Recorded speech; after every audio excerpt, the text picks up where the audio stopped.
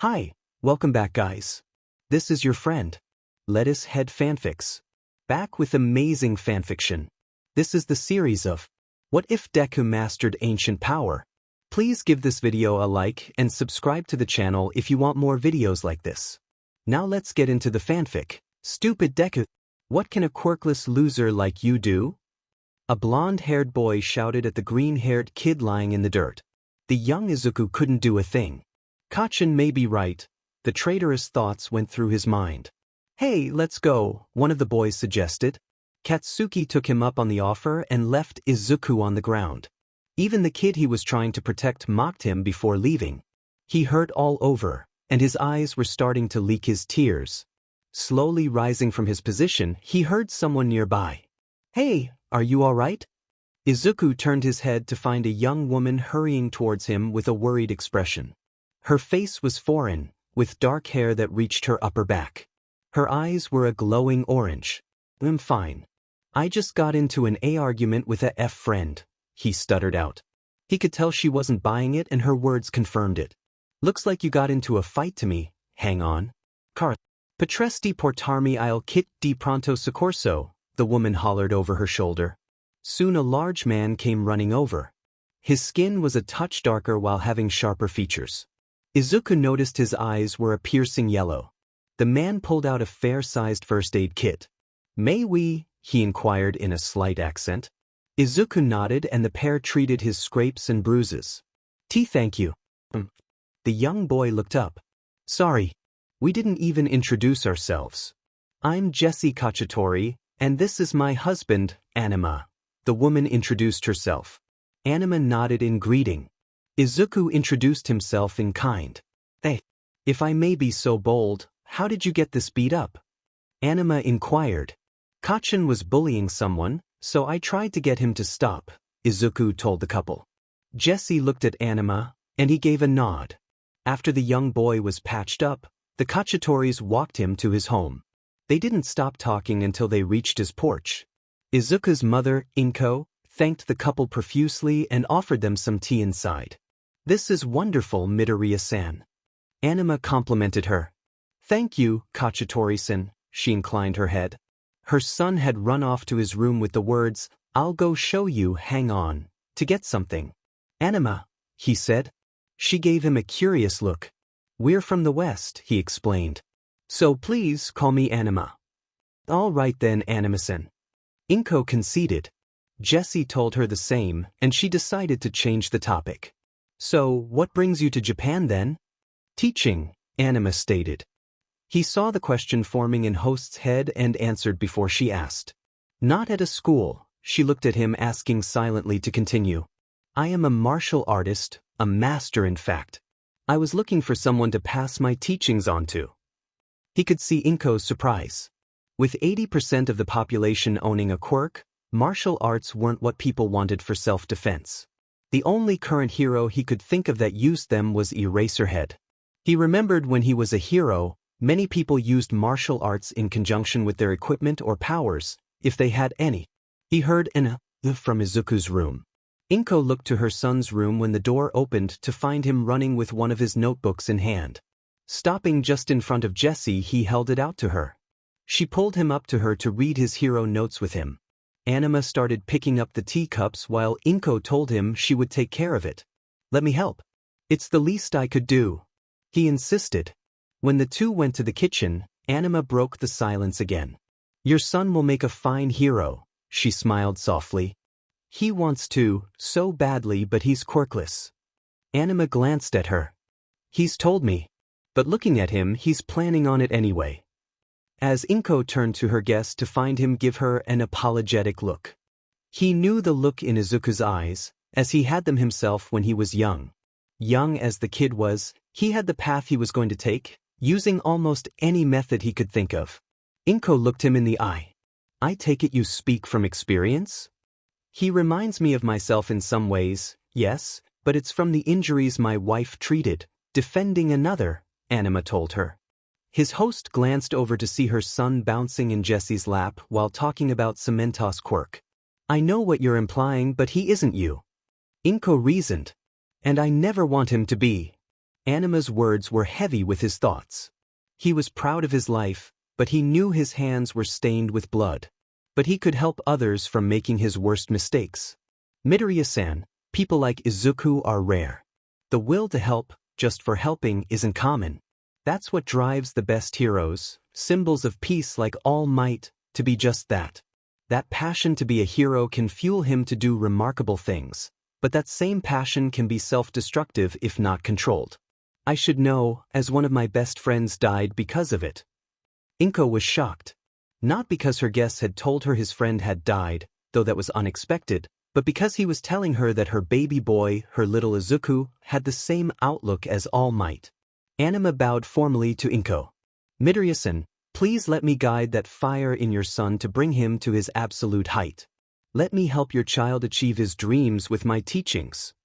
His voice was quiet, but they had the weight of ages behind them. When Inko caught a glimpse of the man's eyes, her worries were relieved then. This man didn't just offer, he almost begged to help her son. On one condition, she stated. Let Izuku decide whether to learn from you or not. Anima smiled and nodded. He wouldn't have it any other way. And that's how Snipe caught the bank robbers. Izuku told Jessie. She smiled with a, that's nice, while thinking. The boy was smart, she could tell, but his knowledge on heroes was impressive. Details most wouldn't see were used by him to infer a startling amount about the exact way someone's power worked. When Inko and Anima came back, she saw the look in her spouse's eye. She could hear what they were talking about, unlike the overexcited boy. Over the next minute or so, Anima calmed Izuku down to ask him the question. Hey Midoriya-kun, can I call you Izuku? The boy nodded. All right then, Izuku, you told me you wanted to be a hero, right? Izuku looked confused but nodded again. Anima took a breath as this was it. Would you like me to help you be one? His eyes widened instantly. Emi? Deichiro? Izuku asked. At Anima's nod, he was getting nervous. But Kaken said someone had to have a strong quirk to be a hero, and I don't even have one. Kaken could learn more effort dash. Anima cut him off. No. I used to be a hero myself, at one point, and you gave me enough reason to believe you. Anima's eyes were soft. His voice was filled with warmth. There are two main types of power. Those you are born with, Izuku's eyes went down.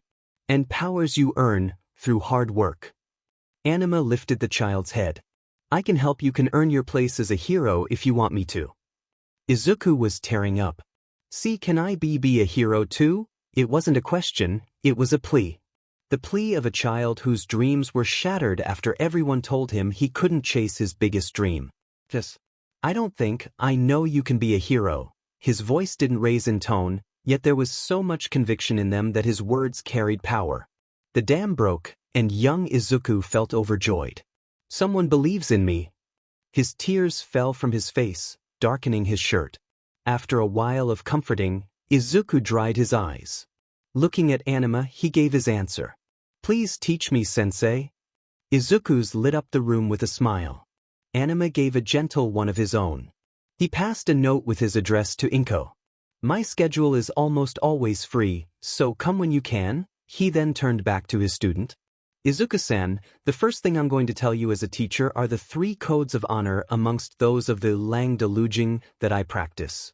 Seeing him nod gave him the assurance he was paying attention. Rule 1. Don't force your will upon others. People's ability to choose is what makes one human, so don't take that away. Simple in concept, but Anima loathed those who often broke this rule. Rule 2. All life is sacred. Preserve as many lives as possible, but don't forget your life's value as well. Inko was relieved at the last statement. Rule 3. Trust your instincts when things don't feel right, and trust your training when all is against you. They are the 2 things to never let you down. Anima had trusted this rule when all else failed him, and it helped him make it through anything the world gave him. Can you follow these 3 rules? The teacher asked. Yes, sensei, was his disciple's excited reply. Meet me at my house when you can, and we'll start then. 6 years have passed since then, and Inko could hardly be happier. Since Izuku started learning, his confidence has grown. Anima wasn't just her son's teacher, but the Cacciatores had become friends to the Midoriya. The couple had come to her house every now and then, and she had been invited to their house for snacks and conversations as well. Izuku's first 2 months had been endless repetition to make the basics and fundamentals second nature, followed by basic muscle, speed, and stamina training until he was exhausted. She worried the first few times, but while he was breathing heavily, Izuku had a look of satisfaction.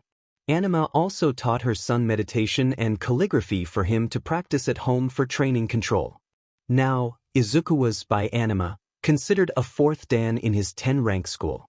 He told Izuku that 5th Dan was multitudes harder to reach and that Anima was the only 10th Dan in the style. Jessie was also helping him from time to time as a tutor. Turns out Jessie worked as a therapist for teenagers. Izuku looked up to her as an aunt of sorts, and she was more than happy to fill that role for him. Right now the four were at a good restaurant in congratulations for Izuku's straight A's in his finals for primary school. You have praiseworthy dedication. Not only have you regularly come to the dojo, but your attendance and grades were the best in the whole school. Nice job, Izuku-san. Anima wasn't one to throw praise around, so Izuku was red in embarrassment. Luckily, they rented a private booth, or the staring would have made it worse. Jessie decided to even the playing field. At least you didn't have the record Anima had, she grinned as his face dawned in horror. What was Anima-san like? Inko asked innocently. Knowing that he would only make it worse if he let her tell it, Anima decided to bite it. I wasn't the most orthodox student in my school years. Jessie laughed. Your best friend tried to mug you on your first meeting, your attendance was horrid, and you came in with blood on your clothes.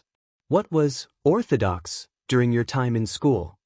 Anima choked on his wine at her very blunt statement. I was a cheerleader? It sounded like a question more than an answer. The two Midoriyas just stared at him in utter bafflement. He could see the thought running across their faces. Anima always tried to be as polite as he could, and while he was straightforward, he tried not to be rude. Anima-sensei was a delinquent? He shook his head at Izuku's question, giving Jessie a dry look to her unapologetic one. Thank you, dear. Now my disciple thinks I was a trouble child, he drawled while trying to hold his smile back. My attire and attendance was due to my being a hero, and that was only high school. Trying to criminals used to get me shot at, frequently. Since I had only so many articles of clothing, and blood's a pain to get out of thick weaves like denim, so I just had to SCK it up and wear them. Izuku was on the edge of his seat. Anima hardly talked about his hero days. His current project was finding out his age. That was harder than he thought because one of his, and his wife, who seemed to have the same, quirk's abilities was slowing his aging to a crawl. Inko shook her head, trying not to think of a high school boy purposefully going where he knew he was going to get shot. Izukuan's getting closer, Anima-san. Why don't you tell him? She joked, trying to change the mood. To her surprise, Anima shrugged. Sure, I was born March 15th. Everyone looked surprised, even Jessie, and she knew he'd go the whole way. Of the year 1999. The private room was silent until Izuku jolted up. But it's 2302. That would mean you're 303 years old. The way the martial artist didn't react told them he wasn't lying. His next words confirmed it. 302, my birthday is later this month. Jessie's only a year younger. This was rewarded with a love tap from her, mumbling about a girl's age. The Midoriyas were silent. 3 centuries of life. The amount they have seen may have been enormous, and Anima had told them he started martial arts when he was 7 and hadn't stopped since. That also means that he wasn't government-sanctioned like current heroes, he was a vigilante. So, your quirks give you a longer lifespan, Izuku noted, but was again stopped. That's why we got a private room. You've been my student for years and a 4th Dan, to advance. Further, you have to know a few things. One of those is that quirks aren't the only form of abilities. Looking at Izuku's confusion, he continued. Do you remember what I told you about powers the day you became my student? Anima asked. There are those you are born with and powers you earn through hard work. His disciple's response was automatic. Nodding at the verbatim answer, the master continued the back and forth. Quirks aren't the only powers out there. There are older, more potent forms of power. Quirks are just easier to come across. He raised his left arm and his student watched the muscled limb grow in size while gaining a dark gray fur. He had a pure ivory claw on each finger, about 2 inches long. Jessie did the same with her right. Her fur was lighter in color, with shorter, more slender claws. The couple held hands as they turned to human again. Anima blinked as he realized something. Looks like we accidentally set up for what else I was going to bring up this dinner. It's about where Izuku's training will go from now on. You can't be thinking of teaching Izuku in magic, can you? Inko asked. Jessie's and my werewolf transformations are a hereditary magic, but I won't teach magecraft to your son, he calmly stated. Why not? 'Cause I suck at it, he bluntly told them. Izuku was deflating at the fact. His teacher looked at him. I'm gonna teach you how to utilize chi instead. Izuku perked at that. What's the difference between them? Anima looked at his wife as she answered for him. Semantics, she stated with her spouse's directness. Both are using your will to channel energy and shape reality. The main difference is application. Chi focus on the body, while magic is focused on world altering. Neither is better, but Anima knows chi because of his path, while his mother still looked skeptical, but was slowly coming to terms with it in time. Her son was mumbling to himself about his new knowledge and how it fits with what he's learned from their slips of the tongue. Now I don't teach these things freely, so please know that while great power means great opportunities, it also means you bear the responsibilities for them. Understand? Anima questioned Izuku. What do I need to do? His student inquired, pleasantly surprising him. As passionate as the kid was, he always tried to think things through. 1. The 3 codes of honor must be followed. 2. You may not try teaching someone until you become an 8th Dan. And the last and hardest. His gaze sharpened at his dear student. Don't hesitate to ask for help when you need it. Anima's eyes were sharp, but tainted by sadness. Too many friends had died because they didn't want to burden anyone with their problems. After Izuku saw those eyes, he knew that rule was broken more than any other. Even Jessie-san was serious. The doubt cleared from his mind as he turned to his instructor. I want to be a hero that people look up to. Please help me get there, sensei. Anima looked at his disciple with pride, knowing the spark he first saw had grown to the fire he had in him today. Wonderful, Izuku. You've already exceeded my expectations. There's only one thing left, naming your path. Izuku was shocked. Not only had his teacher dropped his honorifics, but had given him the right to give a name to his path. Anima's was the Lang Deluging, or Path of the Wolf. It made more sense now that he knew what his teacher was. Having your own path had the meaning of forging your own destiny. Anima telling him to name his path was telling him to make his path for himself. He had the name in his mind the day he knew what it meant. Bahuda Lujing. The path of the protector. Those words were what he stood for. Saving lives, helping people, protecting those who couldn't protect themselves. He wanted to be the one people look up to, just like his favorite hero, All Might. One of the hardest paths to make. I like it. As Anima said these words, both were smiling. Inko saw this all as they were in their own world. Jessie gave her a reassuring pat on her shoulder. We'll be with him almost every step of the way. He won't make the worst mistakes, at the very least. The she-wolf smiled. Inko gave a small nod. I know you will, but I can't help worrying about my baby boy. Her tears fell silently as her mind raced on about what harm could come to him. I know the sensation, Jessie stated as Inko gave her a look. My husband was a hero as well. Even if he says he's retired, the moment trouble starts, he's the first to jump in. The scariest time was when someone impaled him. My advice, Inko-chan, is to learn extensive first aid. She didn't know why, but Jessie looked almost resigned. It was as if she came to terms with the aforementioned anxiety her husband caused. The only thing the women could do for now was to pray for their loved ones. The next time Izuku came for a lesson, Anima brought him to the room they practiced meditation. Izuku's favorite incense had been lit and the 4 sticks were in the room's corners. He took a seat in the center of it all. Take your shirt off. We're going to start by letting you feel my chi for you to sense your own. Anima told him, doing the same. His mentor took their shirts out of the room and took a lotus-style seat behind him. Izuku went still as his breathing slowed while his mentor's hands started to glow with a calming yellow flame. Anima put his hand in the middle of Izuku's spine and his chi flowed into the young boy. The warmth that spread through his body was unbelievable. The comfort was enveloping, but Izuku felt an underlying current of wrath behind it, as if it was waiting for a person to be used on. Anima had told him that werewolves had the rage of a god coursing through them, and he could feel it. But it wasn't directed at him, but at anything that would do him harm, like a pack of wolves protecting him. The warmth faded, making Izuku shiver at the cold. Soon, he felt normal, as if his body filled the space his teacher's energy had just vacated. He paid close attention to that sensation to look over it again later. As Anima sat in front of him, Izuku noticed the incense had burnt the entire length. How did it feel? The question hung in the air while he formed his experience into words. Like I was in a den of wolves. Comforting, but the underlying current of anger made it feel like it was made for violence. The words carried a strange weight to them. Anima gave a smile. Werewolves have that wrath since the day we are born to the last breath we take. It's not inherently destructive, it just needs control and direction. Now, for the next part. Forming your chi. This will be frustrating, but I'll be with you every step of the way. For the next few hours, Izuku never gave up.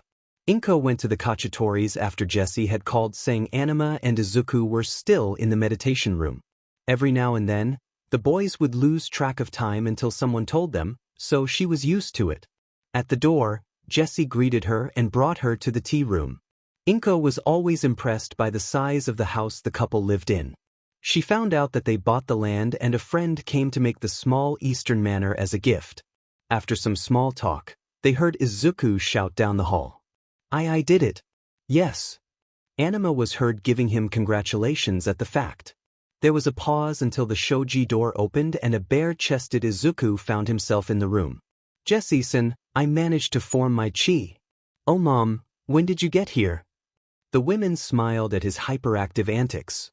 Inko inclined him to show his progress, and her son nodded. Closing his eyes in focus, a small, lighter-sized flame flickered into existence on his index finger. Jessie gave a small applause. Good job, Izuku-chan. It took you only, 8 hours? Try 10. He came in at 6 and spent 2 hours familiarizing himself with my chi, then spent till just now trying to do it himself. Anima walked in the room without a shirt as well. Inko noticed a palm-sized crooked starburst-shaped scar over his chest. She remembered the night Jessie told her about the injury, but this was her first time seeing it. As he turned to his wife, a matching exit scar could be seen on his back. Whatever impaled him was big and went all the way through the man. After giving his wife her hello kiss, Anima turned to see Inko. Would you be more comfortable if I had a shirt on? He asked politely. I'm so sorry. I didn't mean to stare, she stammered. Not what I asked. Would you be more comfortable if I had a shirt?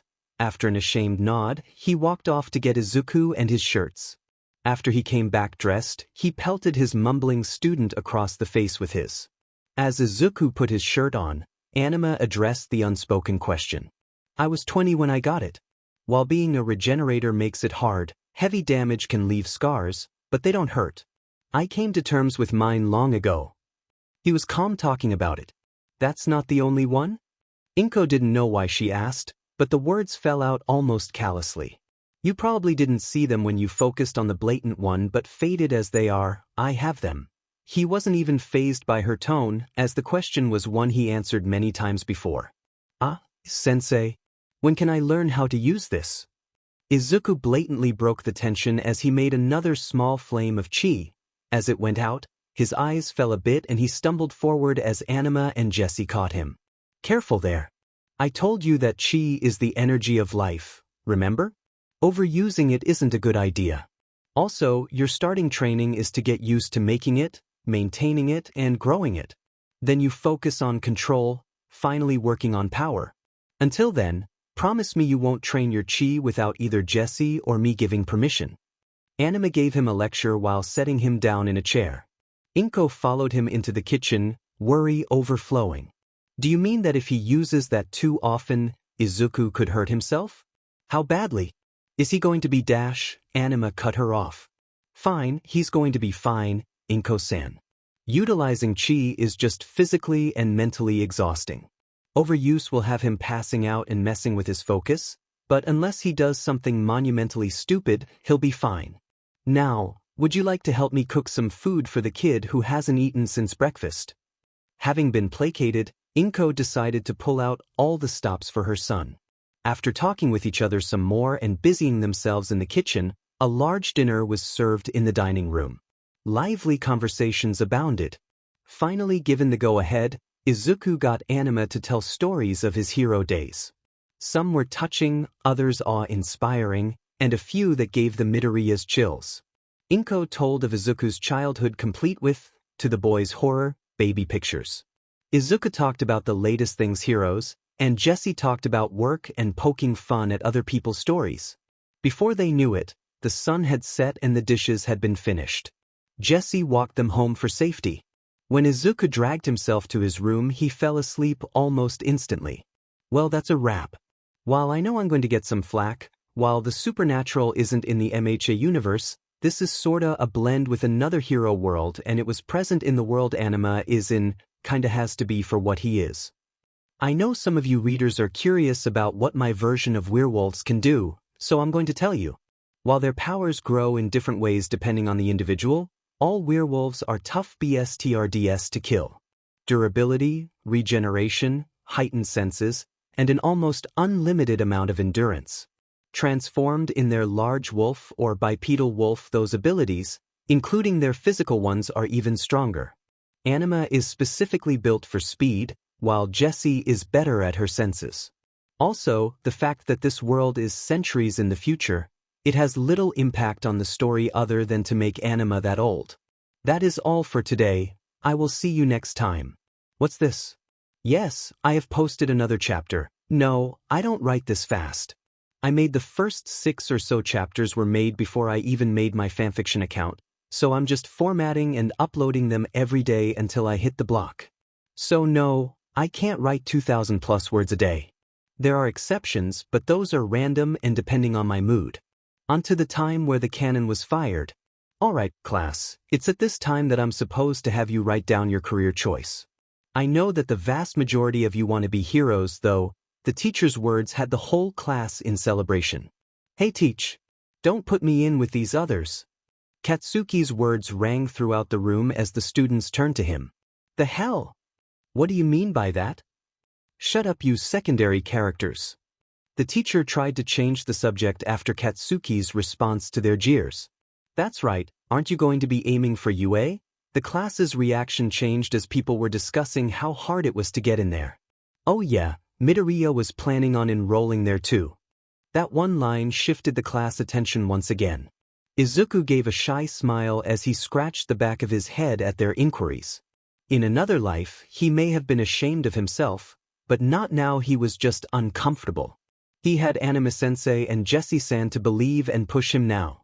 He moved his hero notebook number 13 off his desk just before Bakugo blew it up. What the hell, Deku? Tell me when you're doing something like this. His shout echoed over his classmates. Seeing him look sheepish, Bakugo gave his rival a verbal nudge. Let's see whether your martial arts can measure up to my quirk. Whoever gets a better score on the entrance exam wins. It was known since primary school that Izuku had taken up martial arts, and Bakugo found it to be one of his few points of pride he could push to get him involved in a contest. The whole point martial arts were cultivated in the first place was for weak people to take on those that have more power than themselves. You're on. His voice was quiet, but the class heard his conviction. Though he didn't realize it, some of his peers respected him for his confidence in his career choice. A few even took a martial art class of their own to see, and a couple enjoyed it. After a discussion with Bakugo, the bell rang. Izuku went the long route to his house to let his mind wander about the villain attack he saw that morning. As he walked through the tunnel, a sludge villain came from the sewer pipe. Lucky me, an invisibility cloak. Don't worry, it'll only hurt for a little while, the villain told Izuku as he tried to force himself into Izuku's body. The boy was trying to keep calm while using chi to not suffocate. It wasn't easy, but he was slowing him down. "Don't worry, my boy, because I am here," came a booming voice. Texas smash. The wind pressure threw the sludge man off of Izuku, allowing him to breathe. While it took a few minutes, the world finally stopped spinning around the teen. Looking up, the towering figure of All Might was kneeling beside the lithe boy. As the two settled down on the roof from the previous escapade, steam was emitting from the large hero. "All Might, are you dash?" Izuku stopped. Where the symbol of peace once stood was a skeleton of a man. Izuku noticed the similarities in the eyes and hair and figured it out. "I am All Might."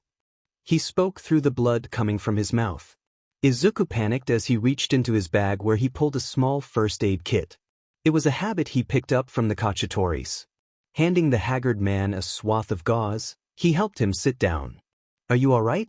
What happened?" Over his panicked actions, All Might smiled. This kid tried to help before asking questions, unlike so many others. Many heroes could learn a thing from him. "Due to some injuries 5 years back, I can only keep that form for a few hours a day." He pulled his shirt up to show a large scar that spider-webbed from a large indent on his lower left abdomen. 5 years? Toxic chainsaw? Or maybe one not shown over the news? As Izuku was tending to any wounds he could help, his patient heard his mumblings. "Good memory, my boy. Is it quirk-related? One person he helped had a memory quirk, so another one." "No, I don't have a quirk. There wasn't any new damage I could see, so there wasn't much I could do." He looked relieved of the fact. As they were going down the fire escape, All Might's curiosity got the better of him. "Are you planning on a medical career?" The green-haired boy looked at him with a small smile to melt the heart. "No, I'm going to be a hero who saves many people, just like you." The lanky man looked at him in worry. Deciding that he was helping the boy in the long run, he spoke his concerns. "My boy, as much as it may hurt, you should find another career to pursue. Without a quirk, you would be at a disadvantage and be risking your life almost every encounter. If you really want to help people, try for a job as a police officer. It may not be as glamorous, but it's better than losing your life." Izuku's head dropped. It was a harsh reality, but it made sense. When most people thought hero, they thought of a person with a strong quirk. All Might was upset he had essentially crushed a kid's dreams, but it had to be done or his death would be on the hero's conscience. Instead of the expected crying, the young boy gave a deep breath. It was clear the hero's words affected him, but it looked like resignation instead of despair. It was like he had learned that those words would be spoken many times in his life, but chose to continue anyway. The boy looked at the man with eyes of determination and spoke the words that prevented him from wavering. "My sensei told me that there are 2 types of powers, those you are born with and powers you earn through hard work. I know I'm at a disadvantage, but I won't give up. I will be a hero." Like when those same words were spoken so many years ago, without the volume being raised, the belief in those words carried power. Even All Might was moved by their weight. "Thank you for helping me, All Might-san. Have a pleasant day." Izuku gave a respectful bow to the adult as they started going separate ways. The symbol of peace had a lot of food for thought that the young Izuku had given him. As Izuku was continuing his walk home, lost in his own thoughts once again, an explosion had erupted a few blocks away. Running to the scene, he heard the locals talking about the villain All Might was chasing having a hostage. Izuku's blood ran cold as he remembered the villain was in the pocket of the leg he grabbed, realizing he was the reason he had escaped. The heroes on site didn't have the equipment or quirks to deal with him and were bickering amongst themselves. When he saw the hostage in question was Katsuki, that cold feeling vanished. Before he knew it, he had run past the police line to save his bully. "You brat! I should have dealt with you back under the bridge." As the villain swung at him, Izuku slid under the tendrils of sludge. Rule 3. Trust your training and instincts. They are the only things that will never try to betray you. The green-haired boy reheard the words his sensei had told him on multiple occasions. Listening to his body, he threw his backpack at the villain. One of the contents had managed to hit him in the eye. Running closer, he had Bakugo in his hands as the blonde was shouting as he was pulling him from the sludge. "What the hell are you doing here, You looked like you needed help. was the only response that Izuku could give him. There was a large hand that grabbed the two as the deep, booming voice of the number one hero reverberated from behind them. To have a child remind me how to be a hero when I just told him he couldn't. I must be setting the wrong example. Detroit, smash. The gust of wind was felt for only a moment, and the villain was scattered all around the block. As the crowd started cheering, rain had started to sprinkle down. After Izuku had to give a statement to the authorities, he had decided he had enough excitement for that day. A few blocks from his home, the muscled form of All Might came from around the corner.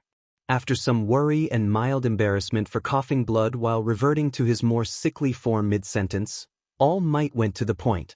I came here to apologize and to make you an offer.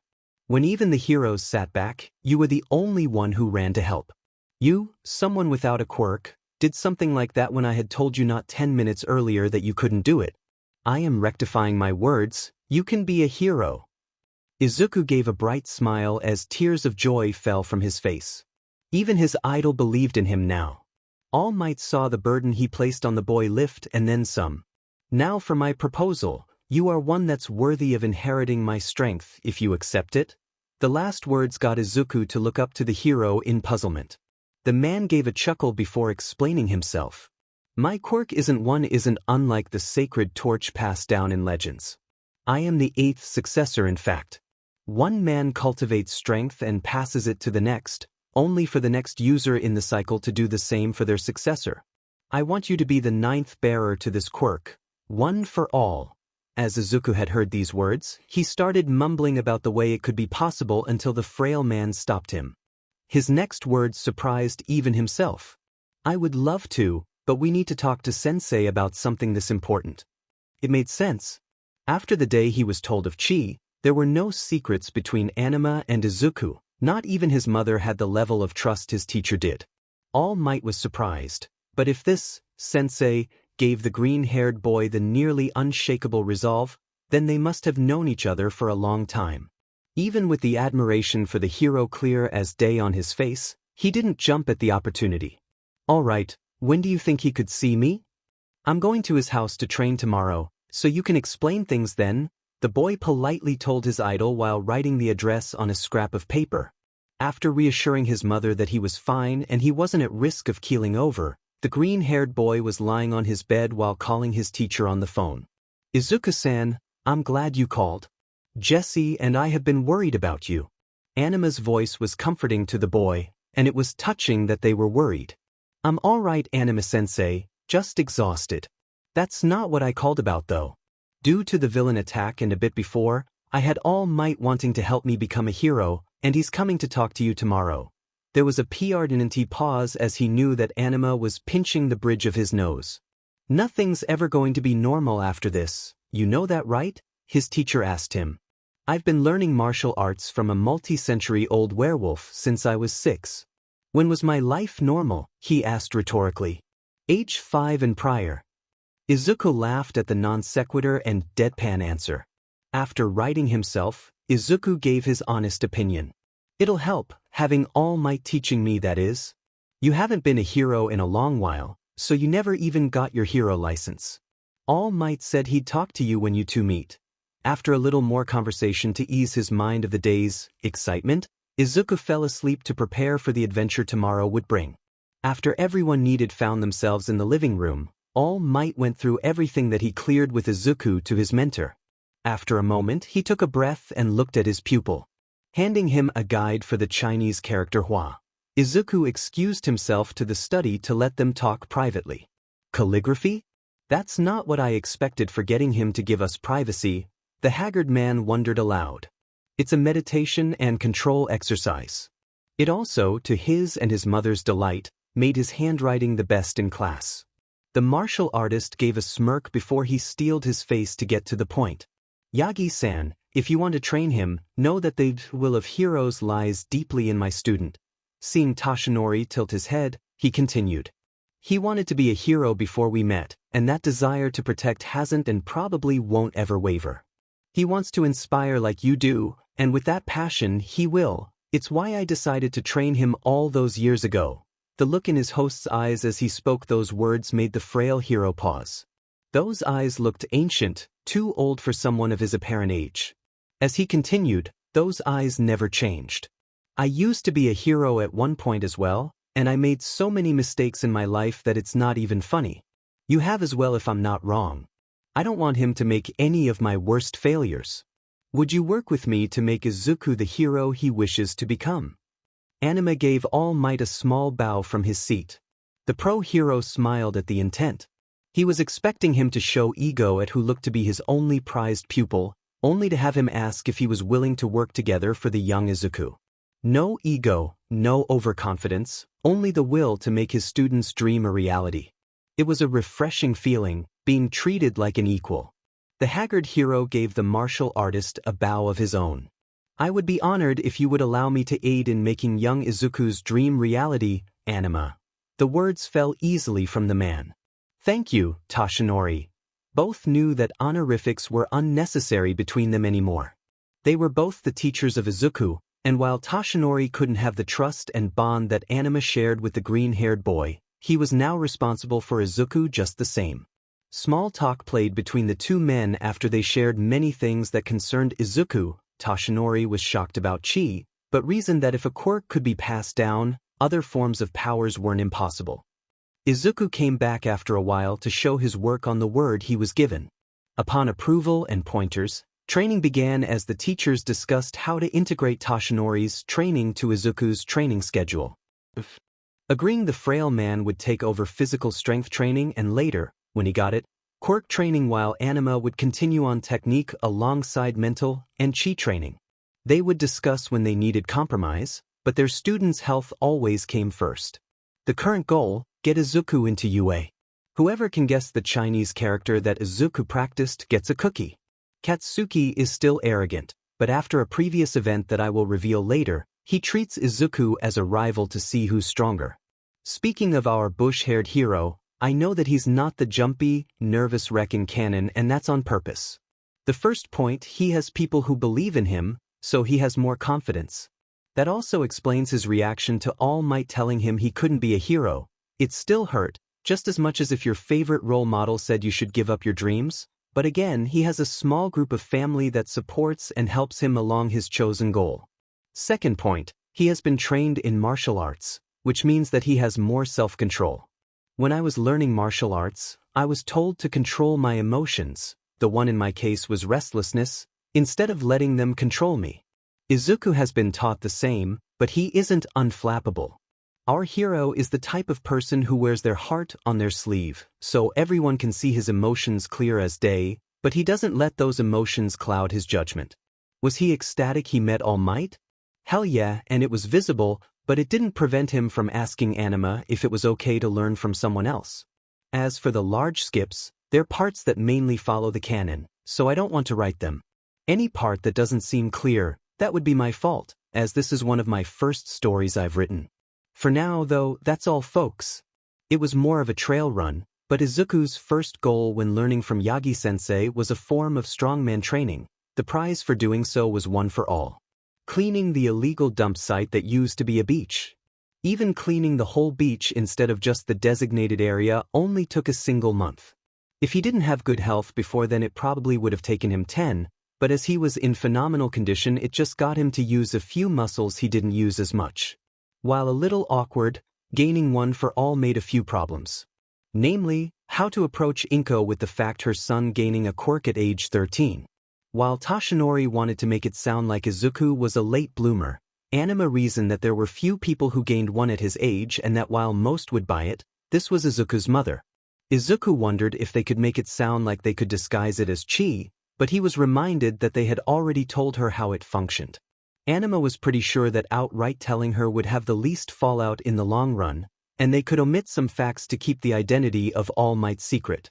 Izuku and Toshinori had to admit that giving her a half-truth was probably the safest choice compared to making her guess, so they told her that Izuku had impressed Toshinori to the point he decided to help train him.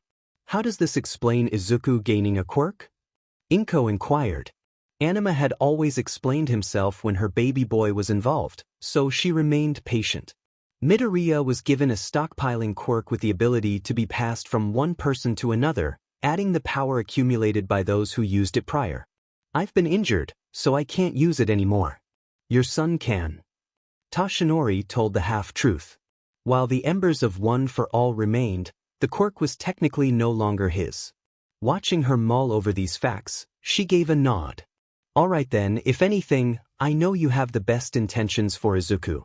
Anima-kun, Yagi-san, thank you for telling me this. And Yagi-san, while I don't personally know you, if Anima-kun trusts you, I'll trust you. The words stung as the two knew and hated they were hiding things from her. During the time Toshinori was having Inko ask him more questions for her son's sake, he coughed up a large amount of blood. Inko's expression turned from stern to worried almost instantly. Oh dear, what's wrong? Here, lie down while I get the kit. Inko set Toshinori down while she went to the corner of the room. Lifting the cushion on a footstool revealed a large amount of medical supplies. Midoriya-san, I'm all right. This is the after effects of the injury. At Toshinori's words, Inko put the top of the footrest back, but she maintained a worried gaze if he needed anything else. Toshinori looked at the similar way mother and child reacted at someone's injuries. Since when did you have medical supplies like that? Anima questioned. Since Jessie-san helped me learn first aid. If Izuku wants to be a hero, then I'll do anything I can to help, starting with the ability to tend to his wounds. Toshinori smiled at her words. While thinking, that boy has the best support he could have, he honestly felt like he was butting into his student's seemingly perfect life. The trust that the martial artist and his wife shared with the Midoriya house was like his trust with Nana. Pushing the depressing thoughts away, the talk dissolved into chatter from how Inko could help Izuku with his diet to what was new on the TV. Toshinori found that jumping into the conversation was surprisingly easy. After gaining the hero recovery girl for his first use of One for All, the four were once again at the beach that Izuku finished cleaning a week prior. Just clench your butt while shouting, "Smash," with all your might, the previous inheritor told the boy. Izuku took a loose stance and ped his arm back. The punch was fast, and the temporary split in the ocean showed its power. Feeling the afterglow of using the power, he tried to throw his arms in the air in triumph only to find his arm hurting.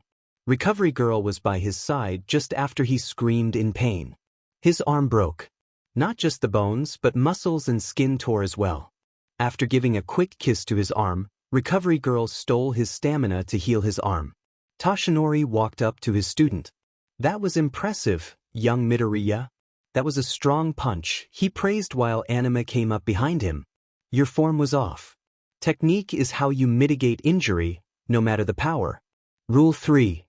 It wasn't condemning, but his words were blunt. Izuku broke the rule of not trusting his training when given something different. How did it feel? The sensation, it's different for everyone, the haggard hero asked. While he wanted to argue with Anima, he knew the argument was valid. Like electricity, but not painful. It was a rush that went through me. With full use of his arms, Izuku wrote his notes down in the book Anima held for him. He recorded the sensation, the effect, and after asking the recovery quirk user, the damage it inflicted him. Good. Now to get your body used to the strain. Until then, let's see how much you can safely use. His frail teacher told him. Anima gave a small look at his fellow teacher and gave a simple question. You're an instinctual type, aren't you? Getting a confused grunt, he continued. You learn by gut feeling. Getting a nod, Anima sighed. Izuku is an intellectual type. He learns things by going into detail before he starts making it second nature. Does this mean I can't teach him? Toshinori asked, nervous. Relief flooded him as Anima shook his head. No, but it will pose some problems. Being with Izuku for 8 years, I can help you, but teaching and learning are different sides of the coin. You can learn faster, but teaching isn't the easiest thing for instinctual types. As Izuku was hearing his teachers talk, he let his mind wander about the feelings his quirk and chi had. His quirk felt like lightning, powerful but uncontrolled. His chi was more akin to a fire, still dangerous, but soothing and calming. He sat in the lotus position and went into his inner mind. He always saw his chi as a comforting bonfire, and with his quirk now present, he saw a dazzling light made of 9 interconnecting points. Activating one for all without moving, he felt the energy coursing through him.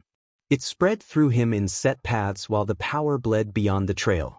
He moved that power around, cutting off paths to let the other ones get more. He felt like an egg in a microwave. Too little power, nothing happened. Too much, and he'd break. Gently letting the energy subside, he opened his eyes to find his teachers looking at him. Looks like he's following Rule 3 again. Anima looked pleased. The heck is Rule 3? Toshinori asked. Follow your instincts and training. It's why I got on his case with the Hail Mary. He knows not to PP the arm back, as it's wasteful as he loses speed and opens his guard. His stance wasn't the best either. The other teacher noted that rule, and to ask the other two later. It was sound advice, as what you know can help you find what you don't. Good rule, he told the martial artist. It's why I've been following it almost all my life, was the response. Recovery Girl looked as Toshinori and Anima talked while trying to help their mutual student. They acted like they've known each other for years when they didn't even know each other's names 2 months ago. The all-might smile that he wore like a shield was nowhere to be found. The haggard man's smile was smaller, more sincere than his hero smile. If Midoriya-kun seems to be able to use his quirk without harm, then my work is done. She called to the 3 boys. They looked at each other before they all turned to her. Thank you, Recovery Girl, the 3 spoke and bowed in unison, shocking her. Formal thanks weren't given to heroes often, and here she was, retired, being given 3 at once. Don't mention it, boys. Call me if someone gets hurt again, she smiled as she walked to her car. Those boys will be fine if they have each other, she thought as she left for home. Pulling Izuku off the ground, Anima repeated himself. Try it again. Yes, Anima-sensei. On his feet, Izuku utilized his chi to block the incoming fist against his stomach. The impact had a sharp, but soft sound like wood, instead of the normal smack. The green-haired boy stumbled but stayed on his feet. There was a small red spot just above his navel, but it wouldn't even bruise like it would if he didn't use his chi. This was one of the ways Izuku was using the mystic art, reinforcement. By using his life force as a barrier, his body would become more durable along with having his physical abilities boosted. Reinforcing his joints made landing less painful, while using the technique on his eyes made them able to pick up more details, and so on. If he got better at it, even what he was holding could be made stronger. It was one of 4 skills he was learning. His awareness chi was horrid, as while Anima could sense anything 25 meters around him, he could barely sense 3 feet in front of himself unless it had its own presence. What he excelled at was projecting his chi. When Anima or Jessie projected, it felt like a pack of beasts was at his throat, even if they were far away. His aura was more protective one, as it comforted and warmed everyone, according to anyone he used it on. Stance, reinforce, the command was given, and Izuku braced for a strike at his sternum. The impact made the dull thud and low pain that told him it worked. That's enough for today. Train with combining your quirk and chi until I get the large bath ready. Izuku nodded and tried to regulate his chi. This was his 4th chi training, regulating his life force to control every involuntary body function from breathing and heart rate to blood pressure. Right now he was calming his body and dropping his temperature. While there was a lot more that chi could do, Anima wanted him to master the basics before moving on. Mixing chi and one for all was easy for reinforcement, but not for anything else. He could use 6% of his quirk's power safely, any higher and he'll cause damage to himself. While it didn't sound like much, it was more than enough to brace a heavy vehicle for a long while. After integrating his quirk and chi together, he still had to be careful. It was like mixing the image of the 2 powers, fire and lighting. It's ready, Izuku-san. Those 3 words filled the teen's heart with joy. Unlike his house, the Cacciatore's had a bath big enough for a family. Rinsing off, he found that there was a set of clothes in the hamper. Thinking that Anima had gone in beforehand, Izuku opened the shoji door to find blonde hair unlike the black of the werewolf. Yagi-sensei? He inquired. Yeah, it's me, my boy. Anima was kind enough to let me join you too while he made something for the occasion. The hero's voice sounded so much more relaxed than it usually did. Anima and Jessie used herbs to ease soreness on occasion, and by the fragrance, they did it for Toshinori and him. Stepping into the bath, Izuku felt his muscles expand and loosen. His mind was getting fuzzy as his teacher broke the silence. You don't seem uncomfortable around me. Izuku looked straight at his second teacher. Why would I be? He didn't know why he wouldn't. Although he was all might and he looked up to him immensely, he was still a person. Being jittery all the time would have made learning from him even harder than now. Most people would stare at these. He pointed to his large scar. The inheritor of One for All smiled. It's not the worst scar I've seen. The largest, but not the worst. Before Toshinori could ask, the door slid open to reveal Anima with a boat tray in his hands filled with many snack foods and 3 pairs of chopsticks. Toshinori knew what Izuku meant. Anima had barely noticeable scars all over himself. There was a set of claw marks, a few old punctures here and there, and a straight line down his left thigh, along with many fainter ones. His largest and most prominent scar was the palm-sized twisted starburst scar over his heart. Catching a glimpse of his back showed he had a matching one on his back. Worse scars indeed, he pondered. As Anima placed the boat of snacks in the water, he sank to his shoulders in the steaming water. Today we celebrate. For the next few days, Izuku-san will only do basic exercises. The boy in question was shocked that Anima was telling him to slow down. The entrance exam was a few days from now. Without noticing it, Izuku had gone to school, been tutored by Jessie, and worked out for several hours of quirk and martial arts training while keeping a steady diet for 9 whole months. The exhaustion seemed to catch up to him as he melted into the water. Let's hope I pass. I still have the bet with Kachin. Oh! Anima perked up a little. And what, pray tell, was this bet about? His wolfish grin made Izuku turn sheepish. Whoever had a higher score on the entrance exam had the loser treat him to their favorite food. It was stupid, but he roped me in. The small grin he wore made the last sentence moot. His teachers smiled while the same thought coursed through their heads. Boys will be boys. Who was your friendly rival, All Might-san? The master martial artist teased. Tail for a tail? He asked. After a nod, he continued. Endeavor. He and I have butted heads over the smallest things. He's still at it, but he's calmed down after marrying. Izuku was in awe. The top 2 heroes were, and by the sound, still are, rivals like him and Katsuki. Toshinori glanced at Anima, and the wolf took a breath. Coulter Wensfield. He and I had an odd relationship. He challenged me to a fight every other week or so, never won by the way, then he and I would play games, till the next day. He moved into government work while I went to be a hero and martial artist. What was his job, detective? Toshinori asked. Anima laughed. God no, he'd die of boredom. He was an undercover cop for the Maggia. Drove their boss into a paranoid corner. He was actually glad the SWAT team came to get him, and he filed a stalker report. Sent me a picture of his face. Izuku snorted. He heard of some of Colt's antics, including the unsanctioned art under a bridge when he was a teenager. Knowing the other stories made for a clear image of how he did it. A hint here, a piece of evidence there, and he could get almost anyone paranoid. Toshinori was having a harder time imagining a mob boss begging to be arrested. Talk evolved from there. Many hero stories were passed around while snacks were devoured. When they got out, Toshinori asked for the herbal remedy he used in the bath. Anima gave him a small note.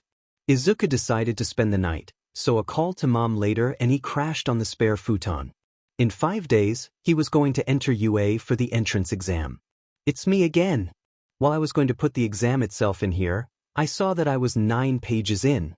I know what you're thinking, chi is like hockey from One Piece. Sort of. The most basic form of chi is like hockey, but advanced forms are more magical. Izuku is more calm than canon for 2 reasons. 1. Read last author's notes. 2. I can't write excited dialogue easily, makes me wonder why I decided on this anime series as a starting point. Next chapter UA. Which of the 2 will score more points? Till next time. Standing in front of UA, Izuku was nervous. He had been training with One for All and Chi for as long as he could, and he knew he could get in if he played his cards right. Katsuki had barreled past. Get your butt in gear, Deku, he charged at the building ahead. Izuku always admired that zeal. Taking a deep breath, he took a step towards the most prodigious hero school. And tripped on the curb. The hell kind of luck is this? He screamed in his head. Suddenly he felt a tap and then the sensation of weightlessness. Sorry about using my quirk, but I thought it would be bad luck falling, came a cheerful voice. After being put down, he saw the girl who helped her. Thank you very much, he gave a bow. Her bright smile made it mildly difficult to look at her, but the boy managed. Seeing the undertone of nervousness of his helper, Izuku gave a shy smile and projected his chi a bit to help ease her. The undertone edged away, and she gave a thumbs up. Good luck on the exam, her bubbly voice calmed his nerves in return. You too. Going to the auditorium, Izuku found a seat near the back. His worry he couldn't hear the announcer was wiped away when President Mike stepped up to the podium. Hello everybody. Several students winced at his volume and two cheered the proctor who took the mic away from the man. Oh well. Welcome to the UA entrance exam. Can I get a hell yeah? Izuku indulged the hyper-vocal hero. I like you kid, he praised before continuing the explanation of the exam. On the subject of the physical exam, Izuku was thinking about how to earn points effectively when someone spoke up. Sir, you said there are 3 types to earn points from, but there are 4 robots in the manuals. And you, he pointed at Izuku. Quit mumbling, it's distracting everyone around you. Looking embarrassed, Izuku put his thoughts on hold. Bringing attention back to the podium, President Mike continued.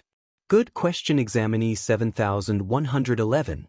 The 4th robot isn't worth any points, it's called the faux villain. That's all of the exams out of the way, so before you go, how about a plus ultra? This time Izuku wasn't alone in cheering for him. Katsuki found Izuku and came to talk. What block got stuck with you? The blonde asked his former classmate. Block C? Block son, I wanted to crush you in the same place. Don't lag, Holding out a fist, Katsuki and Izuku fist bumped and left for their respective fields. Finding the student that called him out on his bad habit in the auditorium, Izuku gave a small bow. Sorry for mumbling during the lecture, it's a bad habit of mine to do when I'm nervous. The boy with engine legs gave him a look and bowed in response. I'm sorry as well.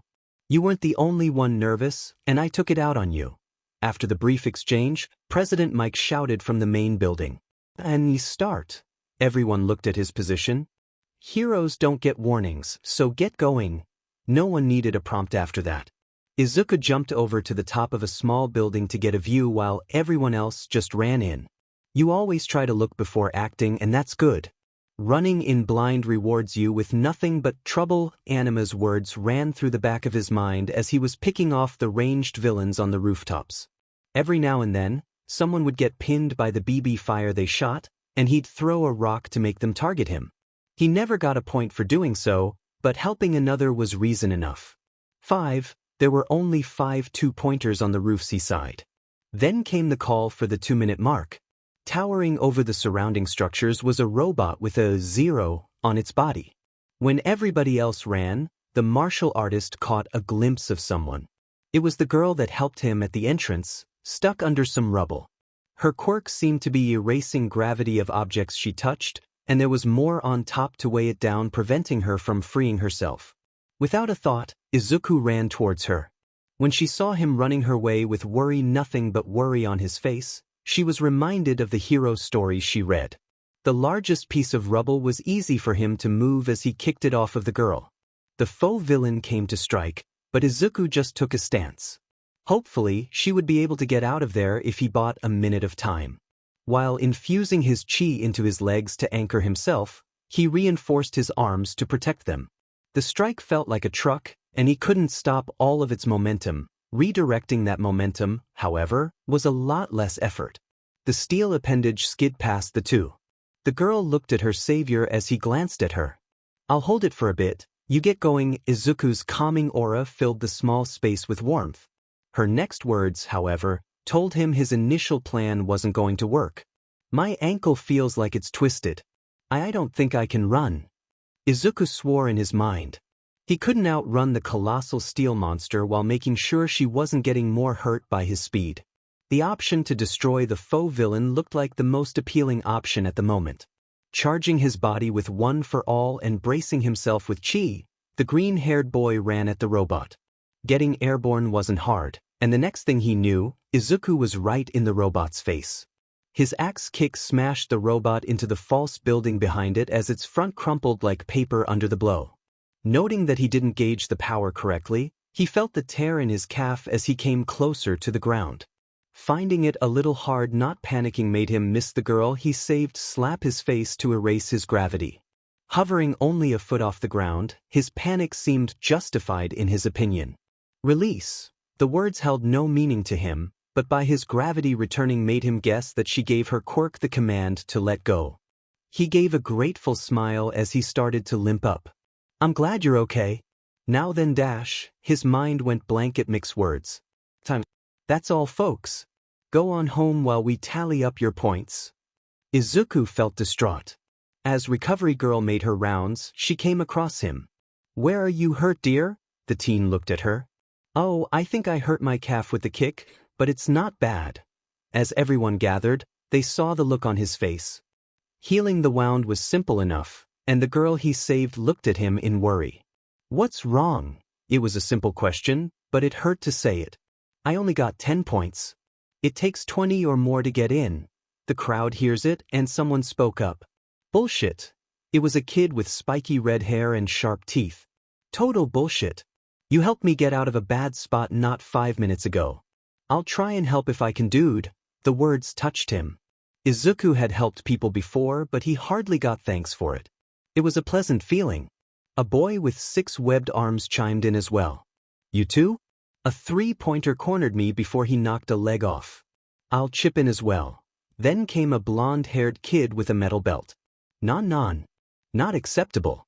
If he helped me, then I should do the same, no? For someone to help others is what it means to be a hero. To not reward him for such acts would be a shame. The straight-laced boy put his 2 cents in as well. Izuku didn't know what to do. Anima never told him how nice it felt to be recognized, as he said there was no way to describe it. A small line of tears trailed his face as he smiled. Thank you, everyone. His chi projected and everyone felt it. While he wasn't sure if he could make it in, at least there would be more people cheering him on. A week had passed, and the letter was supposed to come in today. Inko ran into the living room. It's here. She was holding a package that was from Yua. Quickly taking it, Izuku ran to his room. Opening it, there was a small disc. A hologram appeared from it with all might on screen. Hello, young Midoriya. Now you may be wondering what I am doing in this recording, and the reason is that I will be teaching at UA. Someone came from off-screen to tell him something. HM? Alright. Now as for your results. Being the top student in the written exam is quite impressive, but getting 10 points in the physical won't get you in. Izuku looked down at the desk in shame. But, the hero continued. Beating up the villain isn't the only thing that makes a hero. Here, watch this. The video cut to the brown-haired girl he helped. She spoke to President Mike. There was this boy, he had freckles and curly green hair. Izuku was curious why she was mentioning him. Could you give him some of my points to help him pass? Izuku was shocked, and the video cut again to the red-haired kid with pointed teeth. Hey, there was this green-haired kid who kicked the faux villain across the field. He helped me out, so could you give him a couple of my points? The video changed to the 6-armed boy. Faded. You see the kid who helped me? He didn't get enough villain points to pass, so I'd like to give him a few of mine. The blonde boy with the belt and the one with glasses asked the same thing for him. Izuku was crying in joy that so many people wanted to help him. He couldn't see the video though his watery vision. To inspire that many people to help is impressive, and while we can't give you their points, it wasn't needed. For your actions, you have been awarded 67 rescue points, bringing your final score to 77. This means that you tie for first place in the physical. With the top score in the written portion, you scored first place in the school. Congratulations, young Midoriya. This is your hero academia. The video turned off, leaving Izuku alone in his room. He walked to his mother, still crying. I came in first, were the only words he could get out. Inko grabbed her son, crying in joy for him as well. She then called Anima and Toshinori to give them the good news. Toshinori, Anima, and Jessie called them over to celebrate at the Cacciatore house. Anima asked that the teen bring the video if he could, and started to make Izuku's favorite food. You tied for first? Who else got that many points? Anima was not surprised that there was such thing as hero points, and that the bulk of Izuku's points came from them. To turn someone away from a hero school because they helped another would be hypocritical. Izuku passing because of them was probably due to his hero complex. Dunno, but I think this means I won the bet with Kaken, the adults laughed. Toshinori was busy, so he only dropped by to congratulate Izuku before leaving. Jessie was filling out paperwork on a transfer of some kind but remained in the room to join the celebration. Izuku got gifts from the Cacciatores. Jessie gave him steel-toe red combat shoes like his normal ones. They fit very well and were designed for comfort and durability for his training and hero work. Anima had a friend make him a rebreather he could put in his costume for when he needed independent oxygen. His mother had made a green jumpsuit for his costume that fit very well. After smiles and thanks, Izuku put the video on for the group to watch. Inko was freaking out that All Might was going to teach while the werewolves focused on different parts. Jessie was proud her tutoring student had gotten the top score in the written exam, and Anima laughed that he only got 10 villain points. When the videos of other participants willing to give him some of their points came up, the room was quiet. Inko had a similar reaction to her son while Anima gave his student a light punch to the shoulder. Jessie had a smile on her face because he may gain friends his age. After it was well after dark, the festivities finally stopped. Next week was Izuku's first day at UA. At the front door to the Bakugo house, Izuku was waiting for his rival. Mitsuki was the one to answer it. Midoriya-kun? How've you been? She asked him. I've been doing great, Bakugo-sen. Is Kacchan here? An angry voice came from upstairs. Is it FNG Deku? Tell him I won the goddamn bet. Izuku chuckled while his mother shouted about her son's language. Kacchan never changes, he thought as he called to the explosive teen. It's me, Kacchan, but I don't think you won. At his words, Katsuki barreled down the steps of the house. Bullshit, he bellowed. I got FNG first in the physical and fifth in the written. There's no way that you beat me. After a smack on his head courtesy of his mother, Izuku realized something and gave a knowing smirk. You tied for first in the physical. Those words made the blonde teen freeze. You're shitting me? The martial artist shook his head. 10 villain points and 67 rescue points on the physical with top scores on the written exam. Katsuki went on a 10-minute rant that rescue points were bullshit, and training didn't mean FANG good written test scores, topping it off with an oh-so-eloquent FANG bullshit and FU. Losing steam, Katsuki told him where he was treating the winner and not to be late. Leaving after his tirade, Mitsuki shook her head. I don't know how you can calmly put up with him, but thank you for staying with him. She sighed in resignation. Izuku gave a small smile. Kacchan tackles everything head-on with that passion. I think he's calmed down after the incident though. The boy's mother laughed at the memory. He threw his already patchy language filter away when he came home after the visit.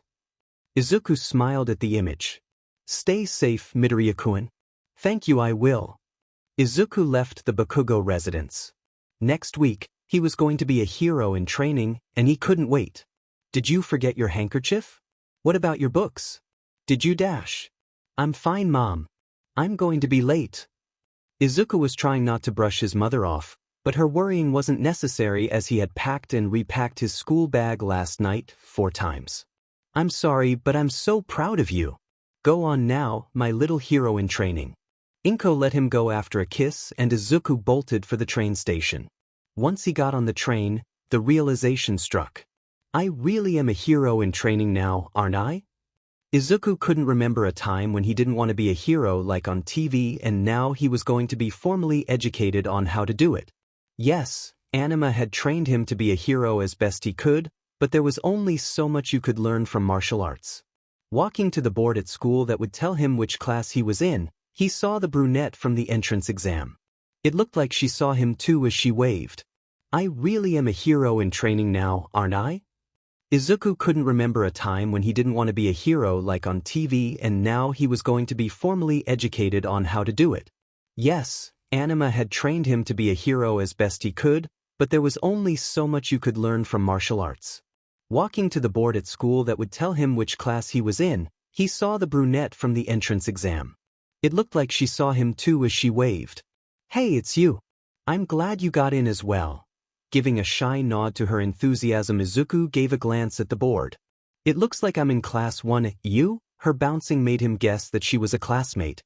"Me too, let's go." Without giving a response, the green-haired teen was being dragged by his sleeve to class. Coming close, he heard two familiar voices.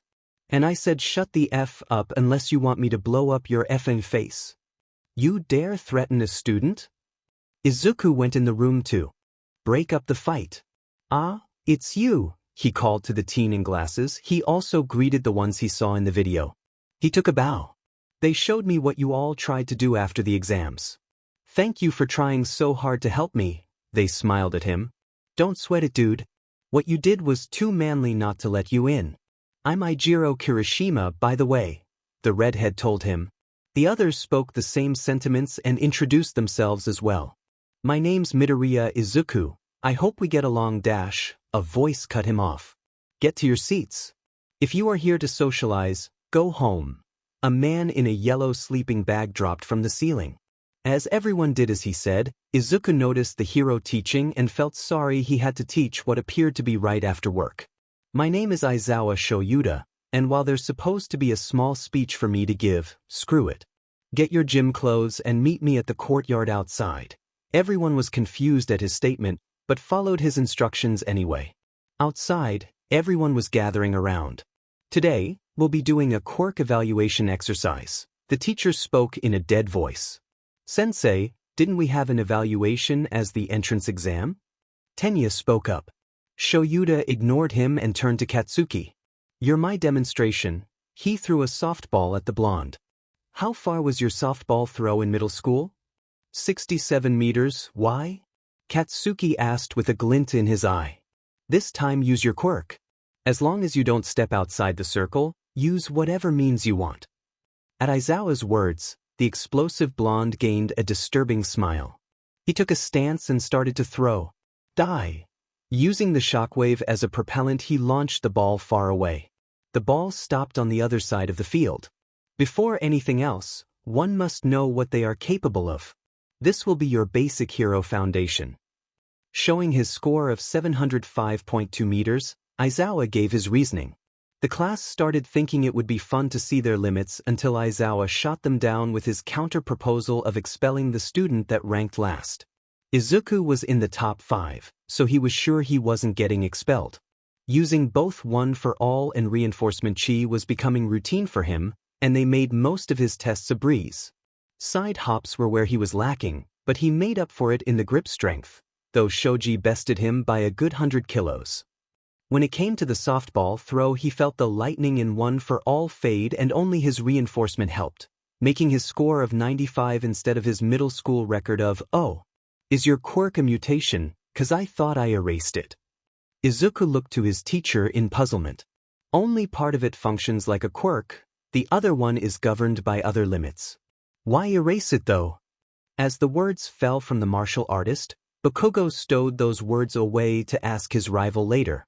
Izuku didn't have a quirk as far as he knew, so why would he be affected at all, unless something happened during his martial arts training he didn't know about? "Why are you holding back?"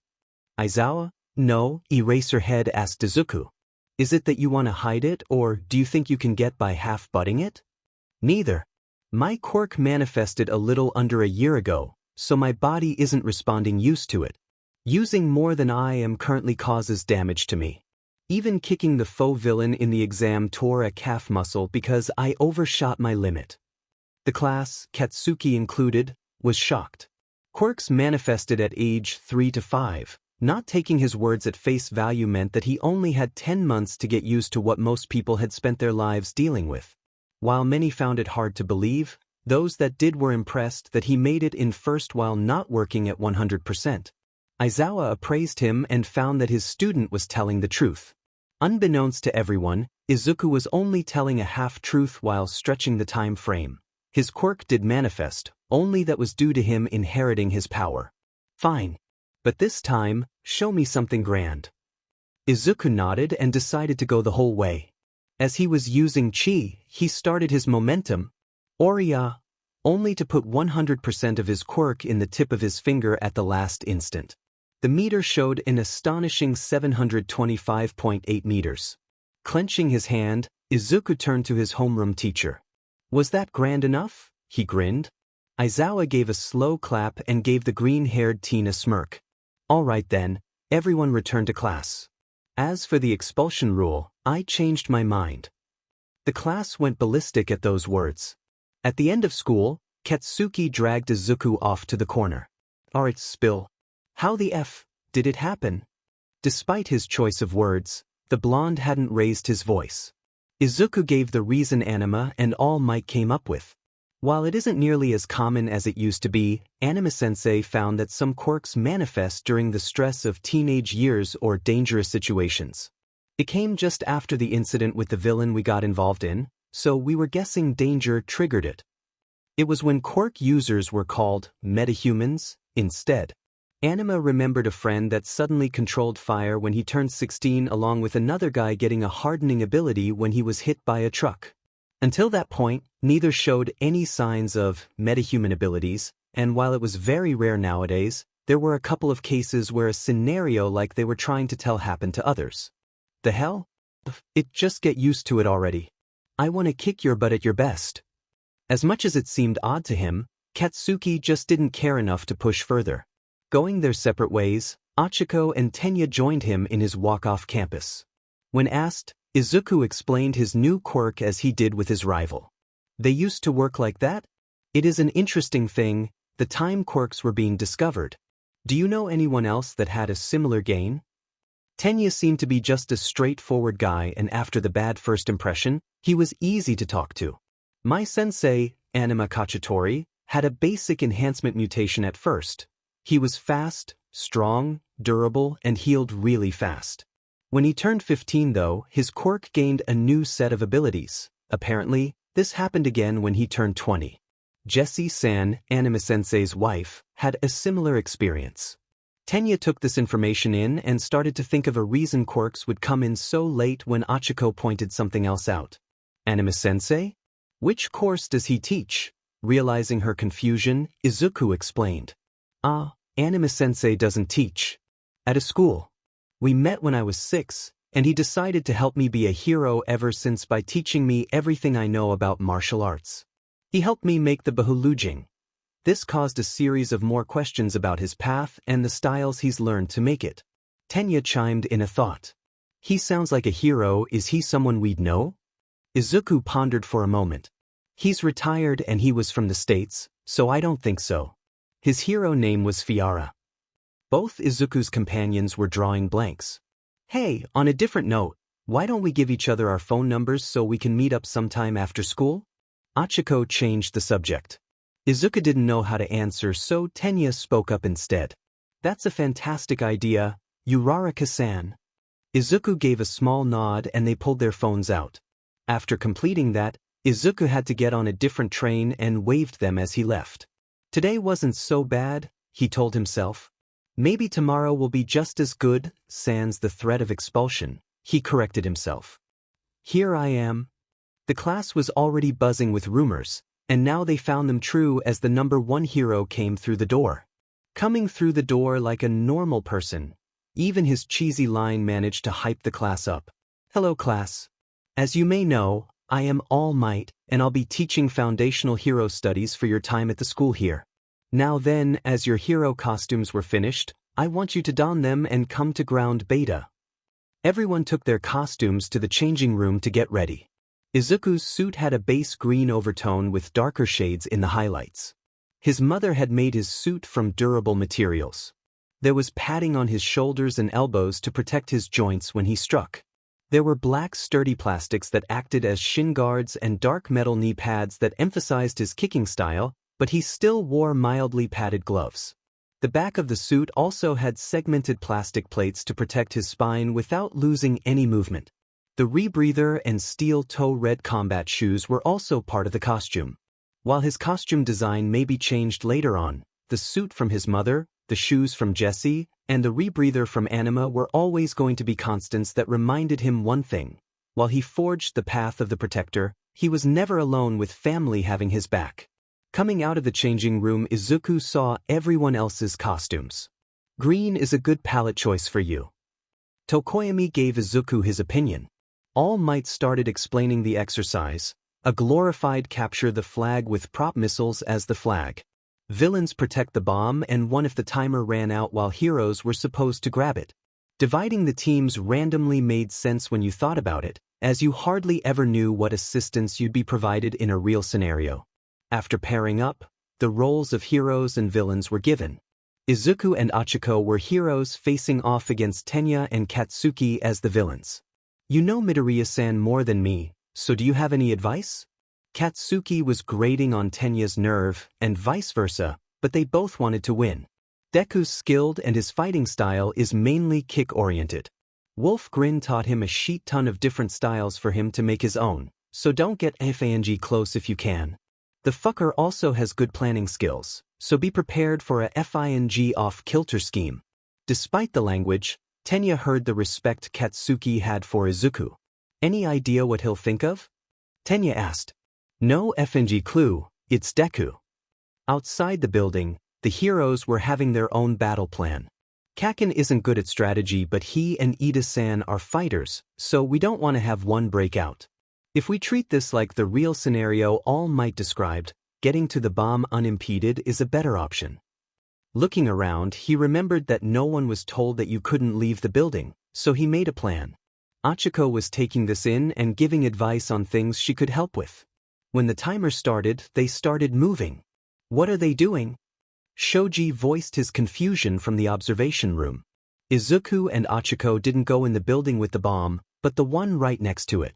Maybe they're trying to cause confusion? Denki tried to reason. They may be trying to get in the building the target is in by using a non-conventional route. Momo voiced her thoughts. True to her words, when they reached the roof of the structure they entered, Achiko tapped their clothes and got on Izuku's back. Jumping from the roof to the building with the bomb, they started down the steps. At the 2-minute mark, Katsuki knew something was up. Sheet. They may have decided to climb the FNG building. Stay here while I check the floor above. Tenya looked at his partner and gave a nod. At that moment, the hero team blew a hole in the ceiling on the far side of the room. Rocks came flying out before the dust cleared, catching the villain team flat-footed. F-die, Deku! Katsuki bellowed as he blew up vast amounts of the rubble ammunition. When the dust no longer hid them, the explosion quirk user charged Izuku while Tenya tried for Achiko. The gravity girl picked up a large slab of concrete and threw it in between the two teams before releasing it of her quirk. Izuku ran to it and shattered the slab with a kick. Katsuki decided that the terrain wasn't working for them and pulled the pin on his gauntlet. The roar of the nitroglycerin blew most of what wasn't secured out through the wall, missing everyone. Tenya subdued Achiko by pinning her to the ground to ensure she couldn't continue. Hero team wins. Turning around almost instantly at those words revealed Izuku holding the paper-mache missile. You used the slab round face through as FNG cover to slip past. Katsuki shouted. Although I wish I won, that was an excellent strategy. Nicely done, Midoriya-san, Uraraka-san. Tenya congratulated them while releasing Achiko. It was still a gamble. If you or Kaken saw me, then I wouldn't have been able to do much. Uraraka-san, thank you for the distraction. He bowed. No problem. With how much rubble I had to work with, I could have held them off longer if it wasn't for Bakugo-kun's awesome attack. The talk devolved into a discussion of how they each performed and the flaws they saw in each other. After a discussion with their classmates when they got back, everyone else had their matches. All Might screwed up. There was a villain with a powerful quirk that was giving the other heroes trouble that he helped with. After eating up the hero's time in his muscle form, he started to emanate steam. Managing to get away from the crowd and press fast enough, he knew he couldn't teach the class. Think Tashinori. Who could teach in your OH? Thinking quick, he pulled his phone and called Principal Nezdu. Hello, this is Nezdu of UA. How may I help you? The animal answered. Sir, it's All Might. I overused my hero form, so I don't think I can come to work. There was a sigh on the other line. I can't get a substitute on this short of a notice, Toshi. It'll have to be a self-study class. Toshinori took a breath. I do know of someone you can call, and I'm sure he would come in. There was a grunt, or was it a squeak? Of interest at the words. I think he'd ask why you couldn't be there, but if you're comfortable telling Toshinori stopped his inquiry. He already knows and doesn't care about my circumstances. I'll give you his number, just tell him Toshinori screwed up, and give him some free rein. He knows how to be a hero. The living skeleton explained. I'll give it a shot, Nezu assured his friend. What's his name? Anima Cacciatore. The werewolf was irritated. Those words didn't do him justice. Damn it. I've neither a teaching nor hero license, Toshinori. Well, let's hope I'm not liable if they hurt themselves, he tried to reason. His lovely wife was coming from her office room with her bag for work. I have to go to work. I love you, mi caballero. She leaned in for a quick kiss and he returned it. Both headed out the door. When Jessie saw that Anima was still going the same way, she got curious. Are you walking me to work today? The she-wolf asked. Her spouse took her hand. Yes, I am, la mia tempesta, but I'm also going to be substituting for 1A's foundational hero teacher. Jessie looked at him like he had told her he was turning to pacifism, then started giggling. You are teaching a class of teenagers? For today, yes. I was thinking of a hostage simulation if the principal would let me. Jessie lost it. Laughing hard enough that she had to lean on him to continue the walk, he gave a dry look. I've shown heroes how to work properly. Why do you think I can't? Anima asked his hysterical wife. She started to calm down. It's not the fact you're training heroes, but the fact you haven't been in a proper classroom since you were out of high school. You haven't even seen how much paperwork a teacher has to do, she explained herself. She was imagining Anima getting annoyed and torching the papers. They called me on Mighty Pants' request, so I'm just leaving the paperwork to him. Skeleton or no, he's got the strength to write. The martial artist held no shame in his tone. If Toshinori can't see his students, then he can sure as hell grade their work for the one he dumped them on. Jessie had started laughing again at his blatant use of his surprise position. When they found themselves a few blocks away from campus, they heard the familiar buzz of reporters. After a drone dropped off Anima's ID, he decided to have used an alternate entrance. Jessie gave a small yelp when her lover scooped her up in a bridal carry. You aren't thinking of... She didn't get to finish as the werewolf started running faster than a race car. I hate the press, was the only answer Anima gave as he sped towards the wall that had no door. No. Jodido infierno lobo rabioso. Deniter.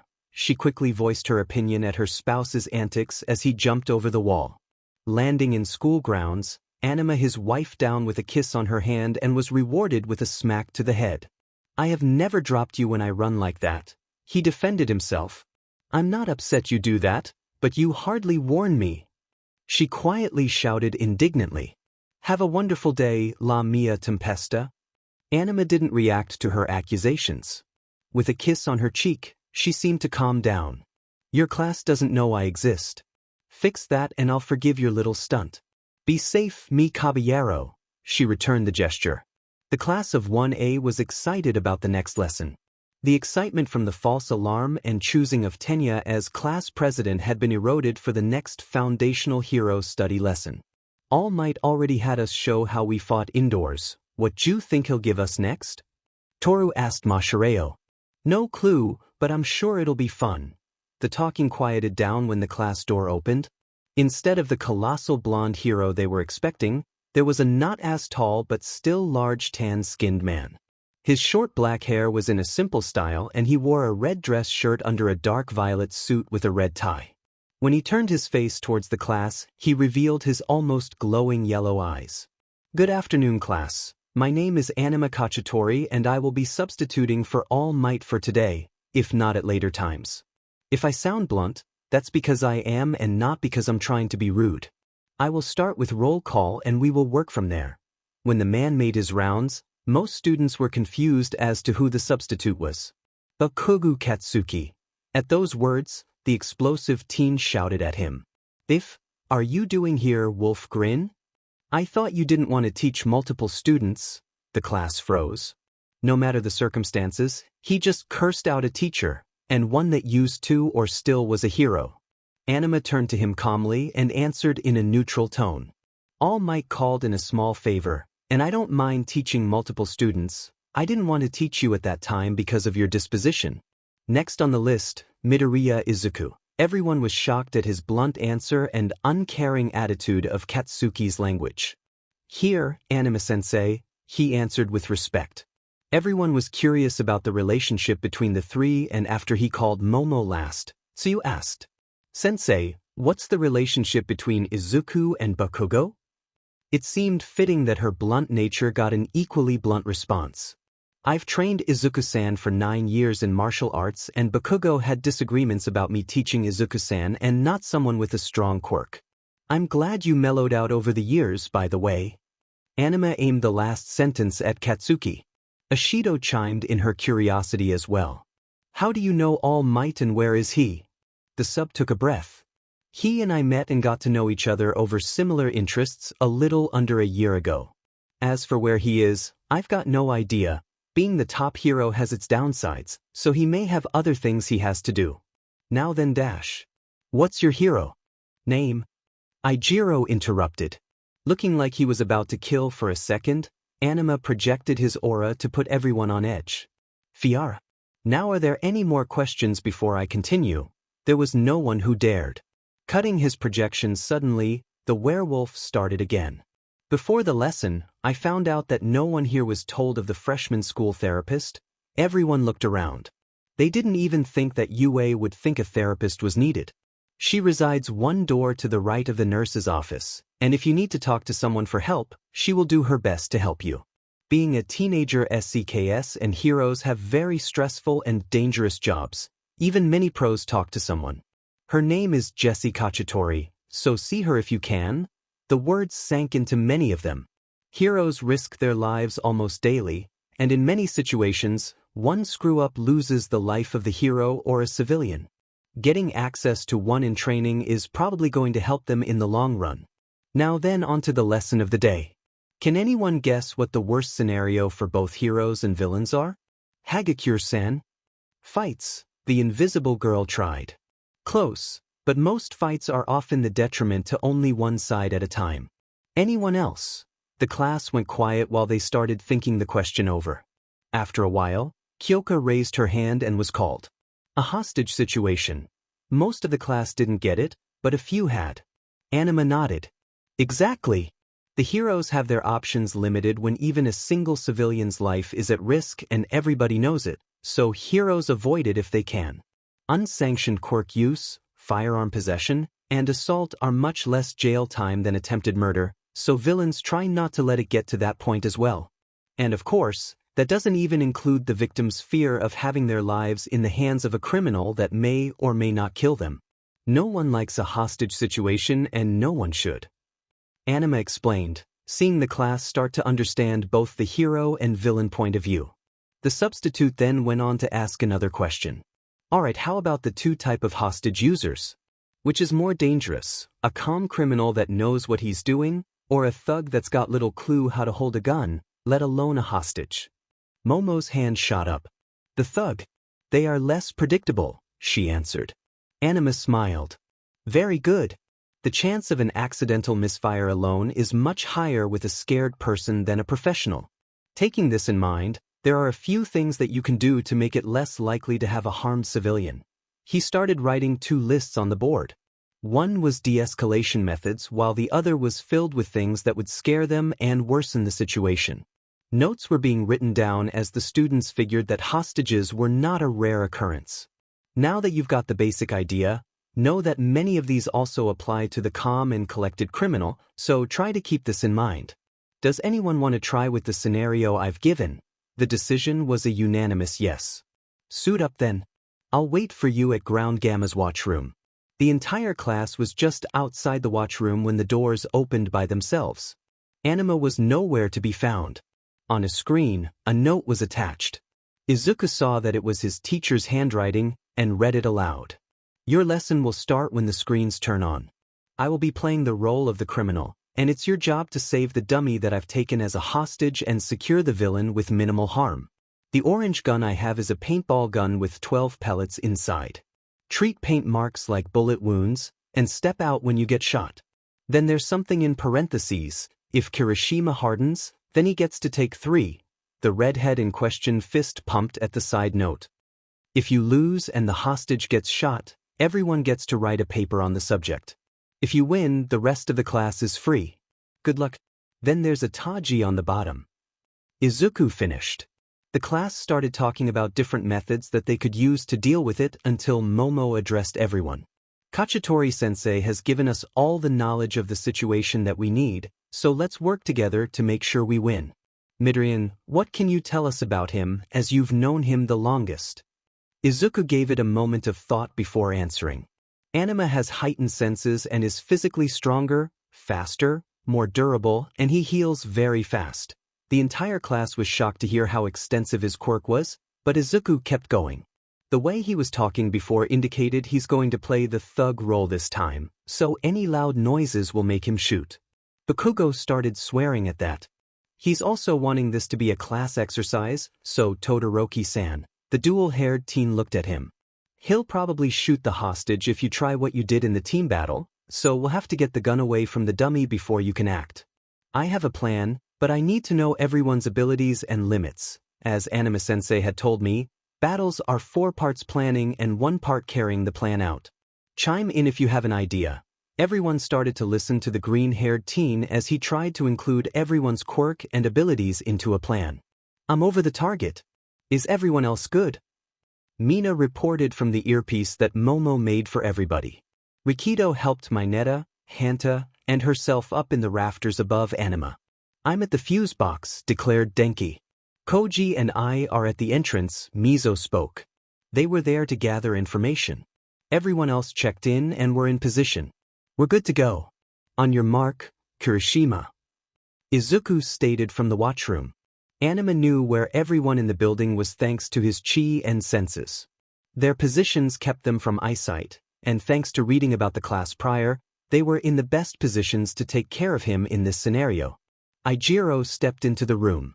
Hey man, put the gun down, he asked in a soft voice. Anima heard Momo guiding him through the earpiece and gave them a good mental score.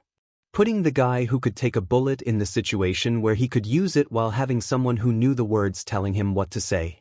His teams did the same with him. Don't come any closer. The werewolf played the fool. Look man, you don't want to do this. Let's just talk this out. He took a small step and Anima pointed the paint gun at him. Hearing the crack of his student's hardening was apparently the signal. As everything happened at once. Hanta hit his arm with one of Minoru's great ball attached to his tape and pulled the gun further away. Denki blew the lights to blind him while Fumikage used his dark shadow to grab the dummy. The only thing they had to do left was to subdue the villain. There was an impact from Yuga's naval laser on his shoulder that spun him when Tenya ran from his cover to trip the teacher. He hit the ground only for his arm to be immobilized by Shudo's ice. Mina then came from above and melted his gun to prevent it from firing. All in all, 12 seconds was all it took to deal with the situation. Anima was very pleased. Nicely done everyone. Everyone used their abilities to deal with every problem that you were presented with to make the rescue go as smoothly as possible. The next half hour of class is yours. Finally being freed from his class bindings, Anima went to put his suit coat on. Let's get back to class, he walked off. He isn't really all that, is he? Ijiro spoke. No, he was just going easy on us. Mashireo came from where he hid as backup. Seeing them not understand, he spoke up. Look at his belt, none of the rings made a noise. True enough, looking at both of Anima's sides showed a couple dozen metal rings loosely hanging on chains. He turned to look at them, and flicked one to show that they did, in fact, make a metallic ping. No one heard a single chime even as he hit the floor. What they didn't notice was that he had the same type of ring on his hand, and the symbol on the rings were all different. Back in the classroom, everyone was chatting amongst themselves. Izuku came up to Anima. Jessie-san works here? He asked as Anima gave a nod. The previous therapist retired, so UA asked for applicants, and she got it. Izuku made a note to visit her later. The talk of the freshman therapist brought the question back in Mina's head. She and Cacciatore-sensei have the same last name. Are you related?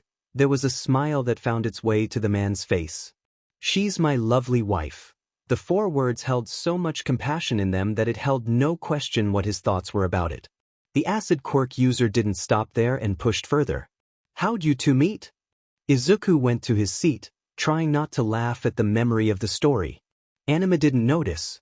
I was still in high school at the time, and we met when I was coming home from martial arts practice. She saw me, I saw her, and when she ran off, I chased. The last part turned heads while Izuku was shaking in his chair. When I caught up with her at the beach shore, she tackled me into the sand and stole my first kiss. The class looked even more confused and Izuku was trying to breathe. She thought it was fun to have the cute boy chase her? Toru reasoned.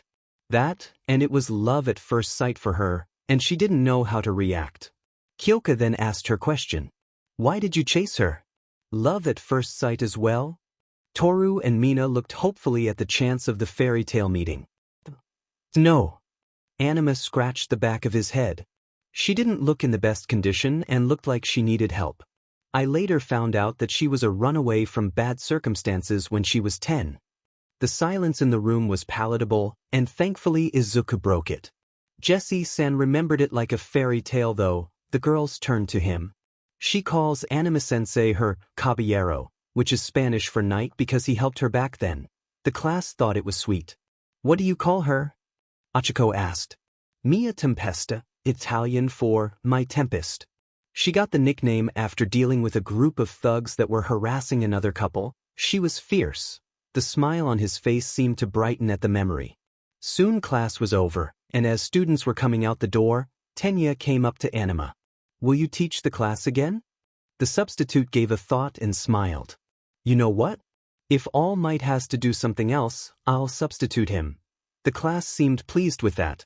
Classes were continuing for 1A as normally as they could. A couple had decided to talk with Jessie about some issues and found that just talking about things helped them immensely. Today, Shoyuta had gathered the class in homeroom. Alright class, time for a field trip.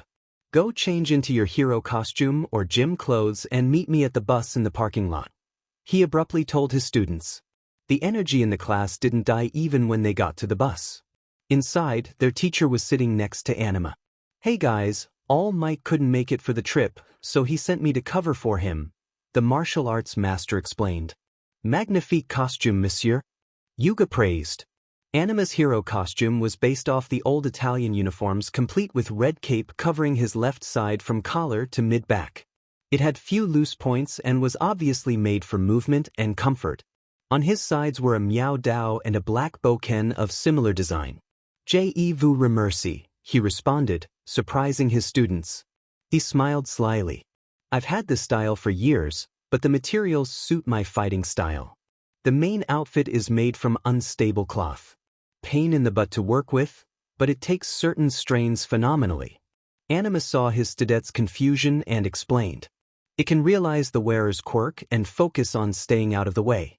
It'd turn invisible when someone like Hagakure-san wore it, or phase with someone else. The class blinked at that. Why isn't it more available then? Toru inquired. Having clothes that turned invisible on her would make it a lot more comfortable in cold than being naked. 2 main reasons. First is like I just said, you need special tools just to work with the material. The second one is cost, as unstable cloth is hard to make even in small batches, let alone in bulk. There's also the reason that most hero costumes are now made to enhance or cover the downsides of the hero's quirk, and all unstable cloth does is stay out of the way. If you want, I know some manufacturers, but it'll have to come out of your pocket. The bus was starting to move, but the class hardly paid it any attention as conversations bounced around. Eventually, Tsuyu addressed the question on her mind. Izuku, your quirk reminds me of All Might's. Are you related? The bushy-haired teen froze, then started to move erratically. What? No, I'm not. Or, at least I don't think I am. He started muttering about quirk genetics until his oldest teacher spoke up. He isn't. Although he would think it's awesome, he and All Might are about as different as they can be in almost any area other than ideals and quirks. Those last words sparked even more conversation and talks about the hero and his students' history. It then went to other people's quirks, and eventually, Ijiro talked about how lackluster his quirk was. Don't sell yourself short, Kirishima-san. Your quirk is awesome, like a shield to protect everyone. Izuku tried to convince his friend. Thanks, man. It's nice knowing someone thinks so. The redhead smiled. When the bus finally stopped, Shoyuta called the class outside. 1A found themselves in a large building. There were many parts that looked like amusement parks that were hit with disasters. There was a place that looked like it was on fire, one that had rocks falling from water slides, an area that was in ruins, and more. Outside greeting them were their teachers and a person in a spacesuit. As Izuku's eyes lit up, Katsuki gave a glare. Don't you even dare dash. Oh my god, it's the Space Hero 13. Achiko had beaten Izuku to the punch. After the class calmed down a little, the Space Hero began the lecture they prepared. The class took the entire speech seriously. Then there was a black mist in the air. The hell? Is this part of the training exercise? Kirishima asked. No, Shoyuta told them while putting his goggles on. Those are actual villains. Out of the mist came a severed hand, followed by the white head that it was grabbing. His red eyes unnerved many of the students as his pupils darted around the area. We were told that All Might was supposed to be here, but it seems he's elsewhere. That's alright. I'm pretty sure the symbol of peace will come running if we manage to kill a couple of his students. Kurogyari, if you would. His voice was hoarse as if he would start coughing at any moment. The black mist had two glowing areas that signified where his eyes were. Upon the order, he spoke his piece. Of course, Shigaraki. We are the League of Villains, and our goal is to kill the symbol of peace. Don't take it personally. When he finished monologuing, everyone saw dozens if not hundreds of villains appear. When Shoyuta and Anima saw this, their decision was almost instantaneous. Ida-san, crash course when you're at a disadvantage. Call for help. If you can't get a cell signal, then run. We are outnumbered, so we need to get help to even the odds. Izuku gave a small smirk at Anima's, no, Fiara's actions. Even when the situation is dire, he never misses a chance to teach. Aizawa-sensei, you're at an even worse disadvantage. This isn't ambush tactics. Eraserhead gave a look. A hero is more than a one-trick pony. The erasing hero ran into the fray, and Katsuki used the moment's distraction to get close and attempt to blow up the teleporter. That was a bit precarious. Begone, at those words, Kurogyari teleported almost everyone away, save for the group in the center. Looking at the situation, Fiara looked at the engine quirk user. Listen, after me, you're the fastest in the group. We'll make an opening, and you run through and get help. Tenya was about to argue until he felt Fiara's chi flow around him. Don't argue. The strong point of heroes is teamwork, but we need a team to use it. Inform the staff of the situation as fast as you can. He only received a nod. 13 tried to use her quirk only to have a gate open behind her. Luckily, Fiara saw the mist form and shoved his fellow hero out of their own quirk's destruction. He lost a portion of his tricep, but the muscles were already reconnecting and he could still fight. He threw the wooden sword at the man in the mist. Fiara saw it partially teleport up and launched himself to grab the handle and take a swipe at Kurogyari. There was the sound of wood on metal that told everyone the martial artist's strike had connected on the villain's collar.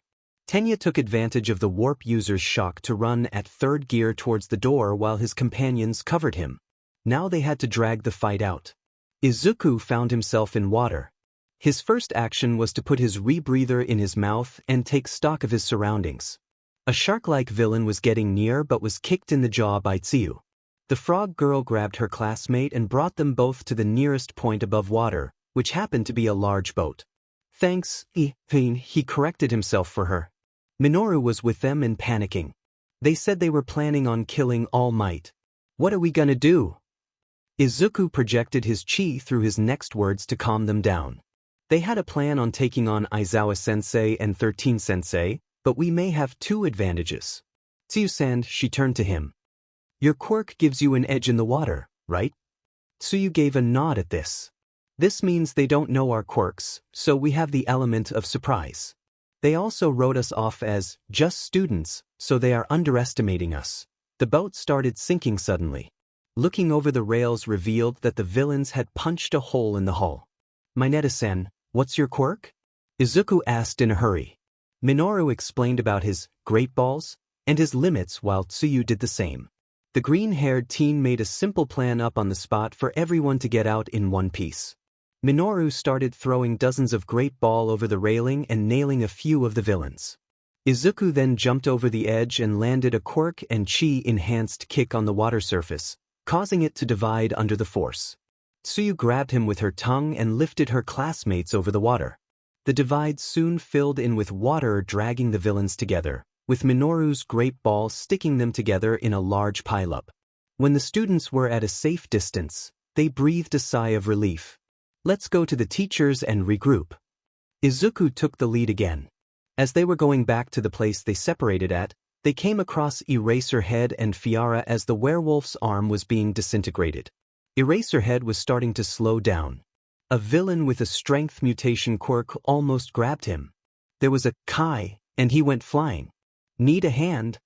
Fiara asked while taking a stance. Eraserhead didn't give any answer other than a grunt, and the two martial artists engaged. Every time Eraserhead found his quirk failing, Fiara helped him until he could open his eyes again. The scarfed hero thought it was nice working with a professional who knew when and how to help him while staying out of his way. The leader of the villains decided to take a stand, and Fiara knew he was planning on something as he was counting down. He kicked Eraserhead in the back of the knee to drop him painlessly and went in when the ash-haired villain said, "One." His forearm was starting to disintegrate where the villain's hands were, and the werewolf responded by kneeing him in the lower ribs. Just as I thought, Shigaraki said as he caught his breath from the strike. You can only erase one quirk at a time, and the time you closed your eyes are becoming shorter. It must be a strain to keep your eyes open, Hiro-san. The red-eyed villain glanced at Fiara. I haven't heard of you before, but you seem only capable of regeneration. Luckily for me, I have a counter. Nomu. A black mist appeared and a monster stepped out. Its brain was visible atop its beak-like head. Its black skin was straining under its large muscle and the jagged mouth made groans as if it were in pain. Fiara could tell by the scent that it used to be human but was changed by artificial means. The hormones of fear and pain were almost palatable for the werewolf, and it set him off. The monster charged at Eraserhead fast. Before the hero could react, there was a shockwave as Fiara blocked him with his bakken. The hell is that made of? He silently asked himself as the stick might as well have been a twig compared to the Nomu's fist. Not only that, but Fiara was able to cross the distance and block before Eraserhead could even react. Just wood. The martial artist told him before turning towards the monster. I'm sorry of what you had been forced through. His tone was filled with pity for the abomination. He struck at the former human's collarbone, pelvis, and kidney in a single motion. Sorry, but it's got shock absorption. The villain leader trailed off as the Nomu had bruises forming. The hell? Shock absorption is supposed to deal with that. He still has super regeneration, strength, and speed. The next few blows that Nomu threw showed it wasn't enough as Fiara countered and redirected every punch, kick, and tackle thrown at him. Shigaraki knew he was in trouble, but saw an opening. 3 students were hiding by the water. With a silent command, Kurogiri warped him right in front of the frog girl. Get the hell away from her. Izuku saw what those hands did to Fiara and stepped in between them. Cracked hands found his gloves and the material fell apart. Soon, Izuku's hands were being disintegrated as well. Even through the excruciating pain, he realized the quirk had stopped. Eraserhead was giving him a death glare as his student shoved him off. There was a crash as the Nomu was thrown halfway across the field by a furious werewolf that gave the same look. The lead villain was warped away by his companion just as the words that signified their plan failed rang through the area. It's all right now. The booming voice of All Might said. Because I am here. In a flash, the hero took down multiple villains and stepped in front of Izuku. You're late, Fiara stated bluntly. It was apparent to everyone that Shigaraki's deliberate harm to his student set him off. The soft flame that usually simmered beneath the surface of his calm exterior was now a burning rage. I came as soon as I heard from young Ida. More heroes will arrive shortly. The anger that surrounded the werewolf didn't faze the number one hero, mostly because he knew the fury wasn't aimed at him, but the red-eyed villain that was just ways away. The Nomu had managed to trot back to the clearing just as more students had arrived. Die, you FING teleporting BSRD. Katsuki bellowed as he pinned Kurogyri with his gauntlet over his metal collar. You use the FING mist to hide your body, but the metal couldn't be just for decoration. Give me a excuse to blow you up. Kirishima sighed at his threat, likening it to the line of a villain. Shudo had frozen the Nomu to the ground to give the heroes a few more seconds. Can you deal with that thing? Fiara asked the symbol of peace. All Might gave a nod. If you would. I'll treat Izuku's wounds. Be careful, it has multiple quirks meant to match you. He gave his warning as he walked towards the injured teen. He pulled a bundle of gauze and a small bottle of alcohol from his side pouch. He put his cape at Izuku's mouth. Bite, the teacher said, and Izuku put the cloth in between his teeth. I'm not gonna lie, this will hurt like a beach. 1, 2, 3. On his mark, Izuku screamed through the cloth as his teacher poured the alcohol on his skinless hands. Fiara had Tsuyu and Minoru hold Izuku's wrists to keep his hands steady as the eldest of the group wrapped his students' hands in gauze as best he could. The bandages were already turning red under the blood Izuku's hands had been oozing. Through the burning pain, Izuku focused on the fight between All Might and the Nomu. It kept trying to hit the hero at his scar to invoke as much pain as it could. Crimson seeped through his white shirt as he kept striking the abomination. It then tried to go for Katsuki to distract the hero, forcing the explosive teen off his opponent. The teleporter immediately got as far away as he could from the two powerhouses. All Might grabbed the monster by its torso and pulled it into a suplex, only to have a warp gate open right under the hero. The Nomu's hands found purchase in the hero's side, causing All Might to cough blood. Shudo froze half of the abomination to allow the top hero to escape the painful grip. Many thanks, young Todoroki, he praised as the monster started moving. His arm and leg fell off only to be replaced moments later. Fight as long as you want, but Nomu here was made to take you on at your full power. Shigaraki found himself in a better situation than he thought he would be in. That illusion was shattered as the werewolf stepped in. I've finished treating Izuku, take a breather while I take care of this thing. Fiara turned to the villain leader after addressing his friend. You barged into a class session, separated my class, tried to harm 13, almost removed Eraserhead's arm, and hurt my disciple. Defeat the top hero? I won't even let you lose to him. Let me show you just who Fiara is. His tone was flat, but the ultimatum was filled with his fury. His chi flooded the area to the point of almost choking everyone. His wooden sword was drawn. The overbearing pressure suddenly disappeared, and the Nomu fell with Fiara behind it.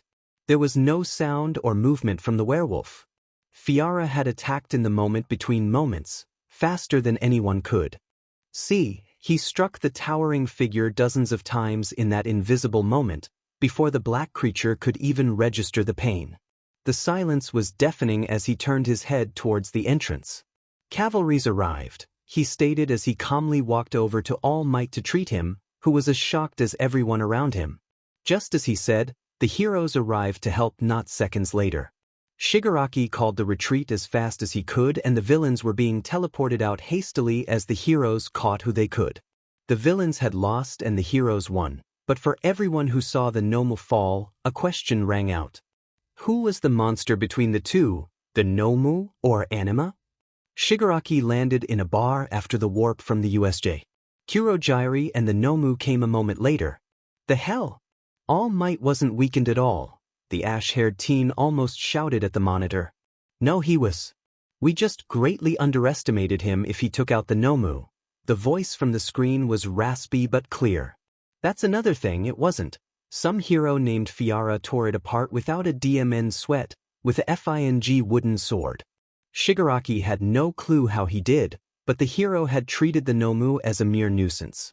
Take a breather while I take care of this thing, he said, and it didn't even look like he was straining himself. I'll look into him. If he has a powerful quirk, then we could probably use it to kill All Might, the person behind the monitor told his disciple. Won't work. Shigaraki turned his head to the bar where there was a man with visible black veins. His sickly pale skin and sunken eyes made him look almost vampiric under his long brown hair. If it's that FFRI no, he doesn't have a quirk K to take. The sickly man started laughing hoarsely to himself as if he told the best demon joke.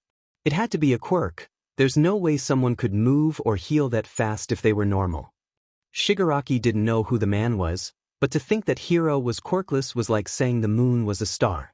Didn't say he was normal, far from it but quirks aren't the only form of P powers out there. FVR's power is FR from as something else. The stuttering madman started laughing again before he spoke to himself. It looks like you're becoming a PL player in this game, Battle Wolf.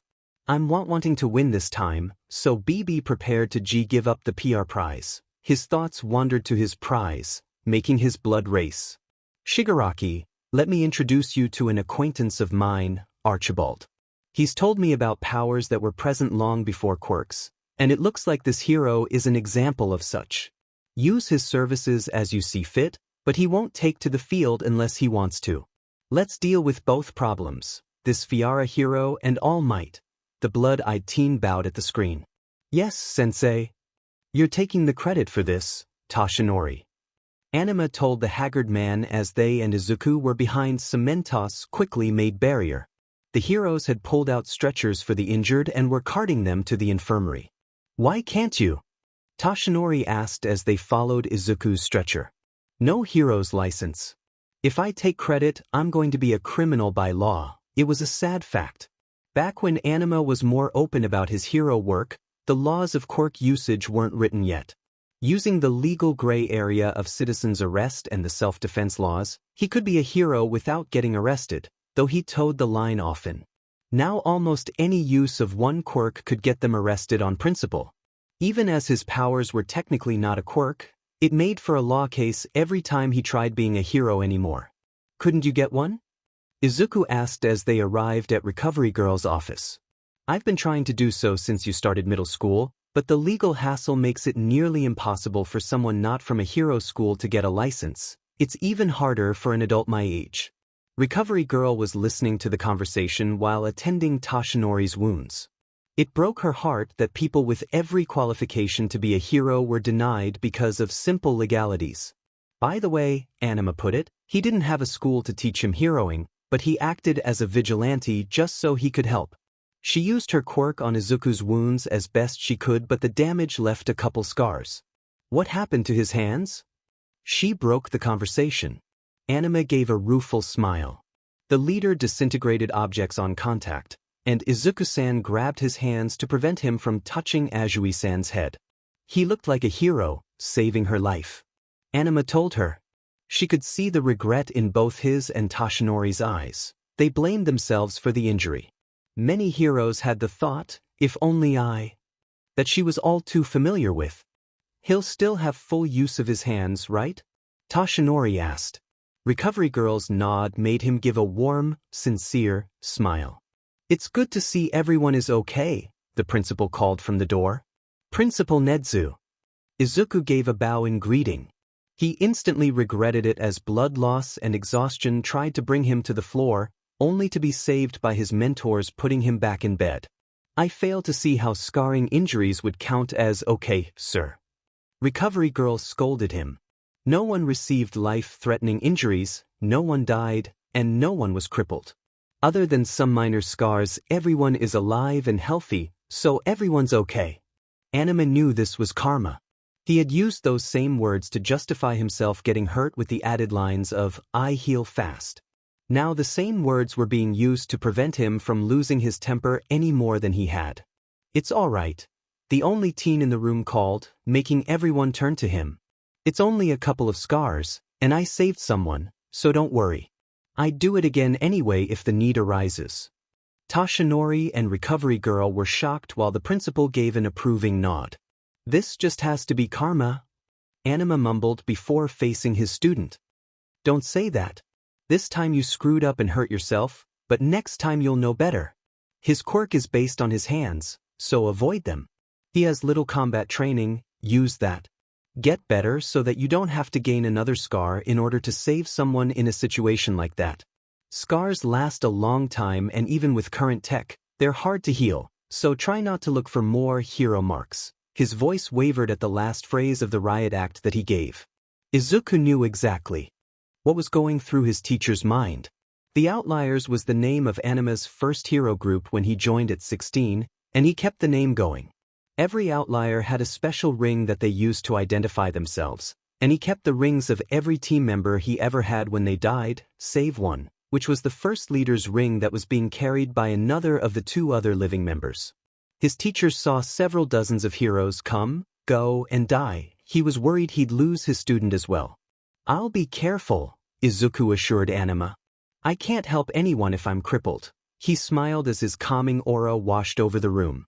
Anima gave a warm smile in return and let the protective side of his chi wash over and mix with his students. Toshinori felt the energy the two were emitting and wondered if he could do the same if Anima would teach him. He still wanted to be a hero even after he lost one for all entirely. Soon, his friend Tsukachi came in to see his condition while asking for statements. 2 days later, the school opened up after the police swept through the crime scene with a fine-tooth comb. Class 1A was adjusting as well as they could, but several students made it a plan to see the therapist after class. The day went by and every student was getting pumped for the festival. Walking to lunch with Tenya and Achiko, Izuku was shocked. "You're going to be a hero for money?" "Yeah. I know it's not the noblest of reasons, but there you go." She sounded sheepish at the revelation. "Of course it isn't. Any reason to help someone is a good reason." Tenya assured her while Izuku gave an agreeing nod. "I kind of forgot that being a hero is a career that can make large figures." The green-haired teen laughed at himself. Achiko smiled warily. "I mean, I'm working at our construction company, but there aren't many projects, so we're having a little trouble." Izuku perked up at that. "A quirk like yours would be really useful for work like that, or any heavy lifting for that matter. Ask Cementos for ideas, as he usually deals with cleanup jobs and rescue." Achiko's smile became more genuine from the advice. "Thanks, Deku.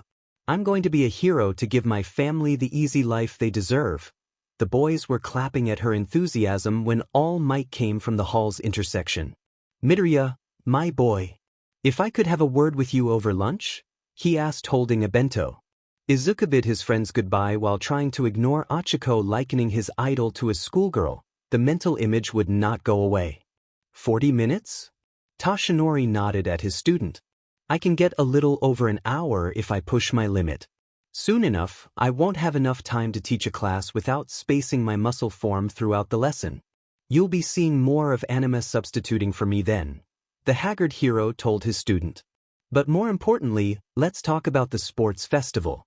If you want to get a good sponsorship, then you need to show the heroes what you can do. From now until a couple days before the festival, let's train you the best we can." Izuku didn't know it, but Toshinori had planned to use this to show the world that there would be a new symbol of peace, but Anima told him not to. People look up to those who show their beliefs through actions, not who has the strongest abilities. It's why someone like Superman has a memorial and Hulk doesn't. Let him be the hero he can, and people will start looking up to him like they do you. Toshinori wondered how someone so young could sound so old and experienced, but that was for later. "I'll do my best." Izuku nodded at his teacher before heading to class. If All Might couldn't help as many people anymore, then he would do his best to make sure someone could. "You want me to what?" Anima nearly stumbled mid-stride at the principal's proposal. "Teach martial arts as extracurricular for freshmen," Netsu repeated without hesitation. "You don't have to have a teaching license, UA doesn't require them." "That's not the point. Why did you come to me?" "Eraserhead is a martial artist, so is Gunhead. There's also the fact you don't seem to like me." Anima could tell his aura was causing the animal to feel on edge, like a rabbit next to a snake. "Those two are skilled, but neither of them could do what you can with pure skill. As for my irrational nervousness around you, I'll deal with it for the future safety of my students." Nedzu told his walking companion. What do you mean by the phrase, do what I can through pure skill? Nedzu predicted the question and spoke in a soft voice. Chi, chakra, chi, aura, magic, whatever you call it. If a martial artist is 1 in 1,000, those who can use your abilities are 1 in 1,000,000, Lupo. Anima's head shot towards the creature at the use of his birth name. I like to think of myself as intelligent, but you were rather hard to find simply due to your age and name change. Why did you change it anyway? Anima took a breath before giving a chuckle. Tradition mostly, he stated. When men from my lineage manage to make it to 60, we change our name from Lupo to Anima, wolf to spirit in translation. I call it chi, by the way. Magic is an academic form, while the other names are for the physical forms. The principal opened his mouth, but Anima knew his answer. I'm not training a group of hormonal teens to utilize chi. I wouldn't even train a group of adults. The risk someone would misuse it is way too high, even for me. Nedzu sighed at the answer he got, but it was the most likely outcome. I guess that I'll have to find someone else to teach martial arts. Anima gave a quizzical look.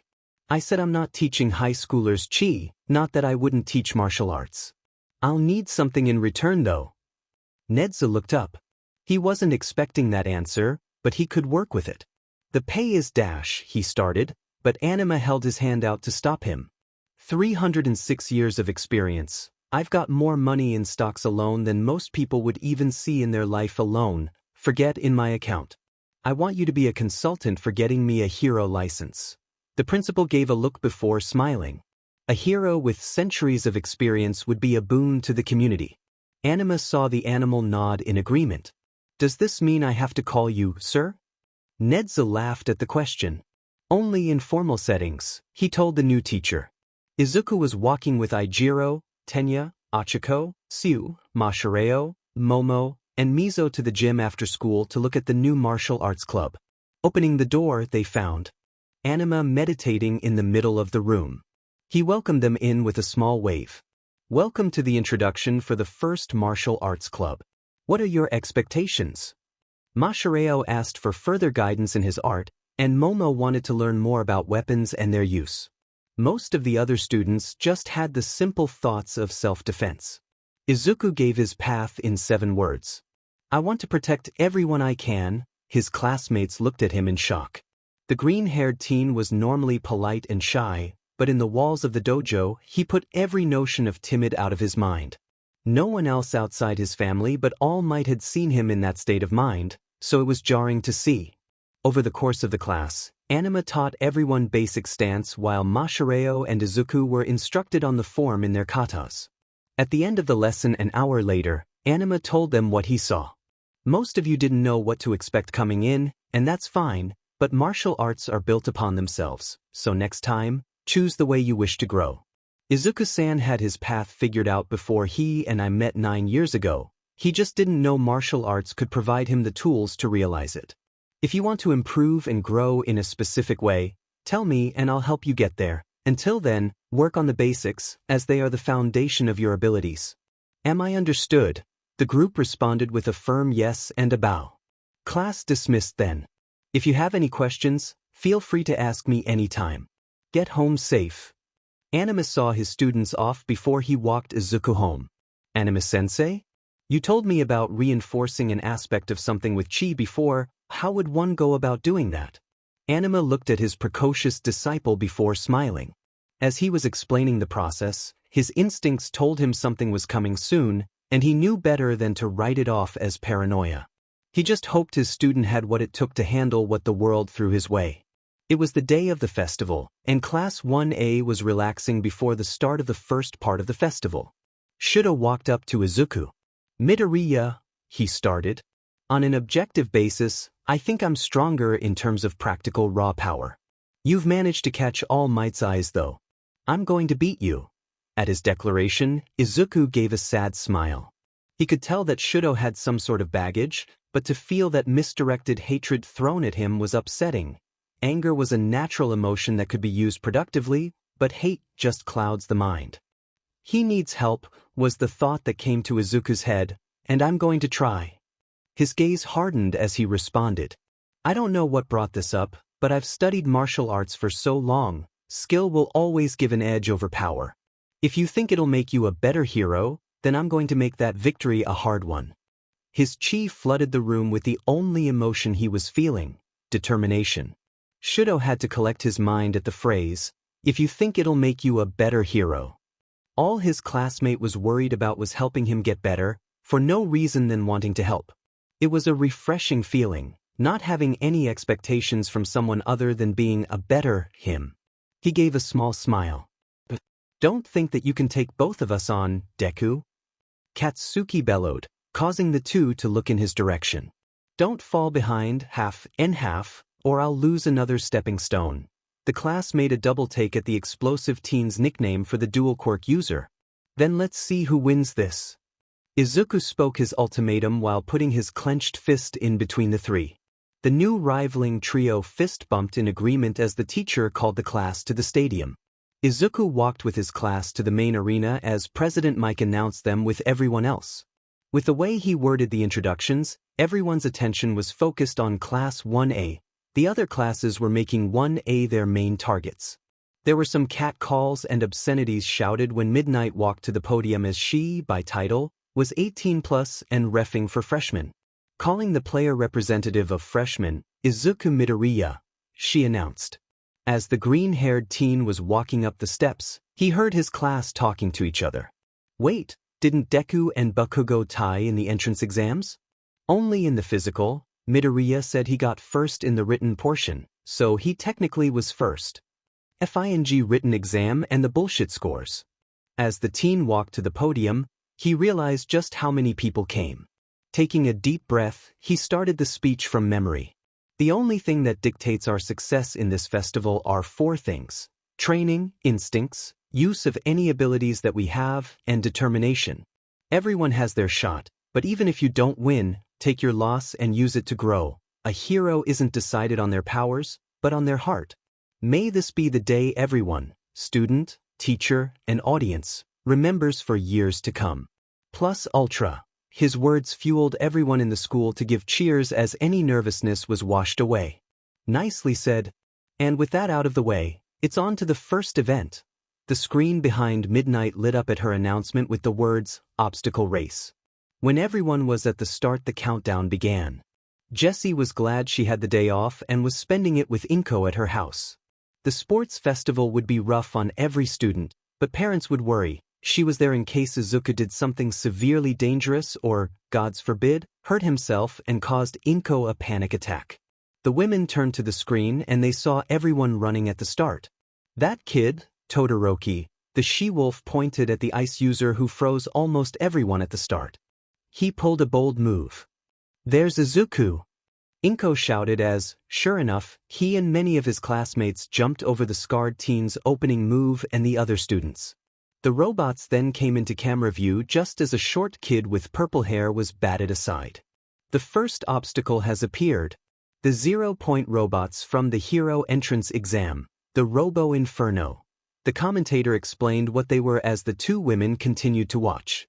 Todoroki froze a couple them in just the right position that the collapsed just after he ran through, blocking the other students.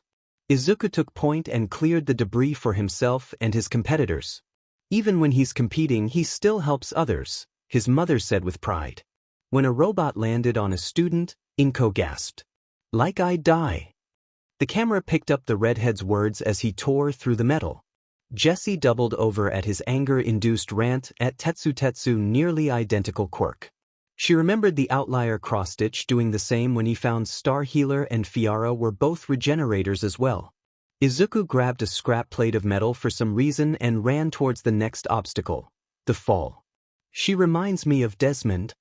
The therapist held her head as one student, May, seemed to only participate in the festival for showcasing her gadgets. There was a groan as the support girl also called her equipment her babies. I take it this Desmond called his inventions by the same name? Inko was acting innocent as her friend gave a horrified nod. What made it worse was that he made all sorts of apparatuses that replaced his legs based on anime and such, trying to make himself a drider cyborg for one. It was Inko's turn to laugh while she imagined the first test with such a peculiar set of appendages. They saw Izuku start stacking landmines from the final obstacle and using the metal plate as a springboard. He managed to make the plate hit another explosive on the landing by mistake and started tumbling like a cartoon character, with his forehead breaking the finish line tape. Jessie then had to start working on helping Inko to calm down from her son's severely dangerous idea. Anima must be watching this with a smile, she inwardly groaned, as that kind of crazy stunt would be something he'd do. Ah! Anima was laughing hard enough to elicit tears when he saw his disciple get first place through literally blowing himself up. He was watching the festival in the waiting room of the government building. The trial for getting him his hero license was keeping him from attending, but thankfully everyone else in the building wanted to watch it as well, so the trial times were during the festival breaks. It seems your student has unorthodox planning ideas. Netsu deadpanned at his side. The principal usually commented on the seniors' festival, but he had to attend the hearing as Anima's consultant. He can come up with insane plans that blindside almost anyone, and they work too. The werewolf boasted about his student with pride. As there was a half-hour break between the first and second event for all grades, so the two were called in for the next part of his appeal. If you really need to, you can use my age and hero experience as leverage. After you, sir. He opened the door for the animal. Now here are the results. Midnight declared as the screen showed the first 42 students. Only the first 42 get to advance.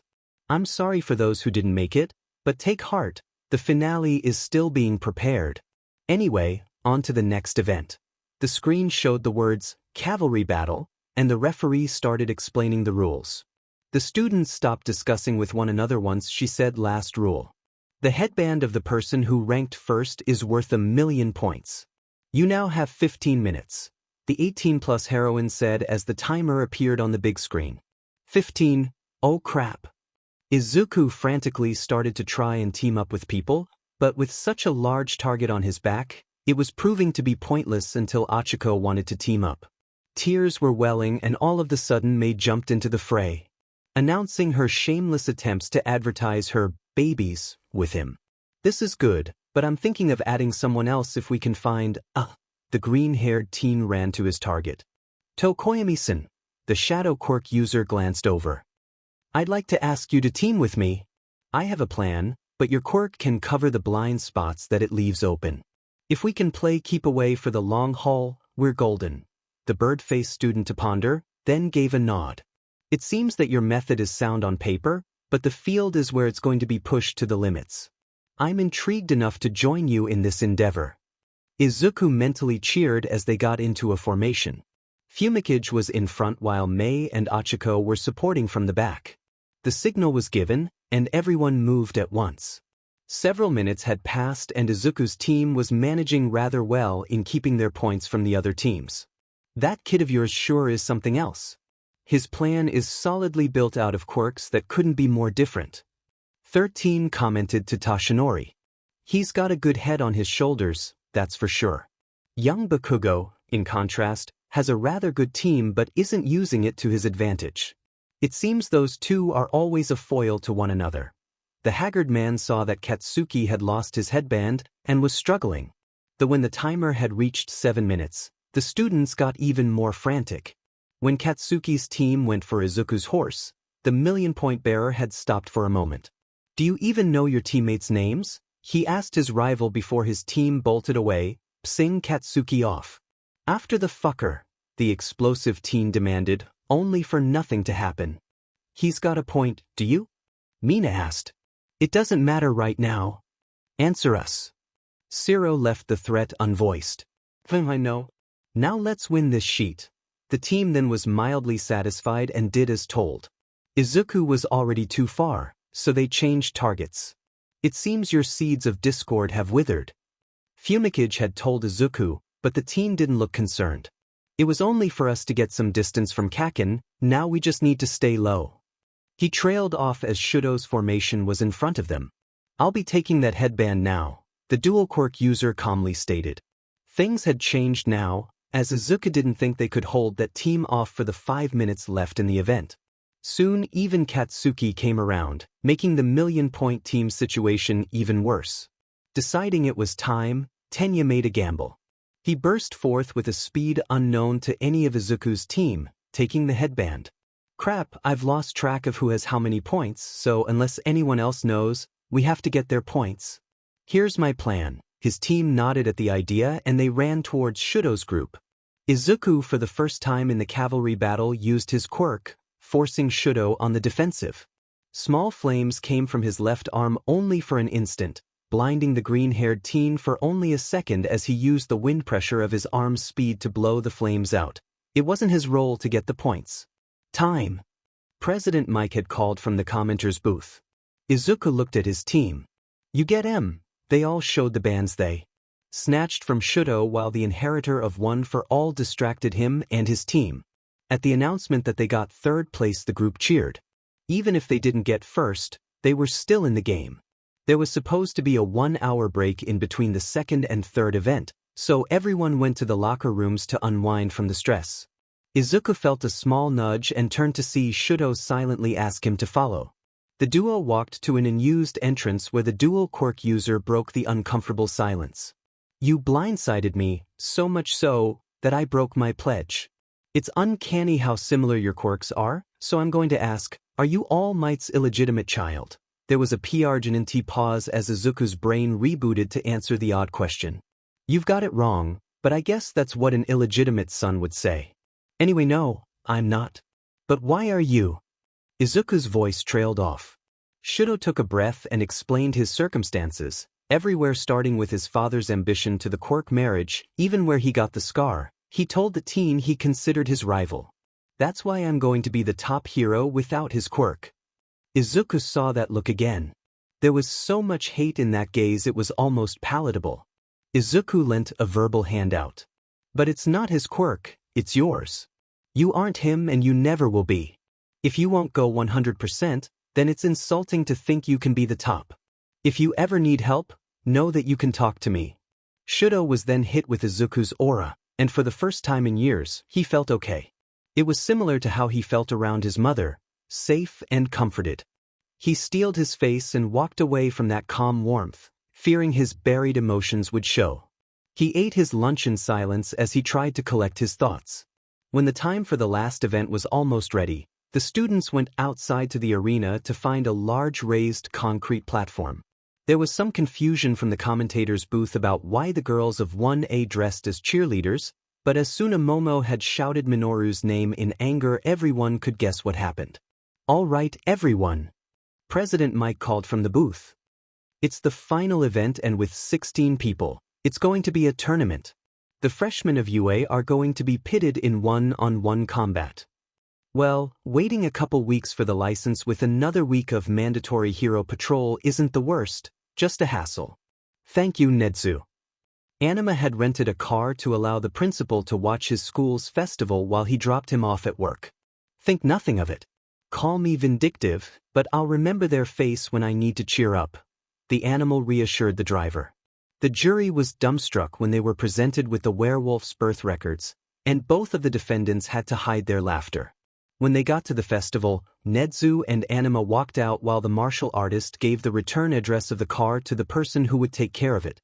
With their UA badges, they went in back. Till next time, sir, the werewolf joked. Nedzu nodded and went towards the senior event to be just in time for their last event while Anima went to the freshman course and found a seat with Toshinori in the front row. I take it everything went well?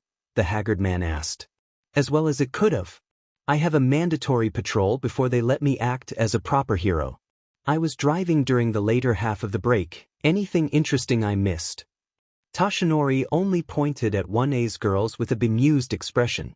Young Mineta tricked them into the outfit somehow, but due to Hagakure's insistence, the other girls decided to take it in stride and make an improvised routine.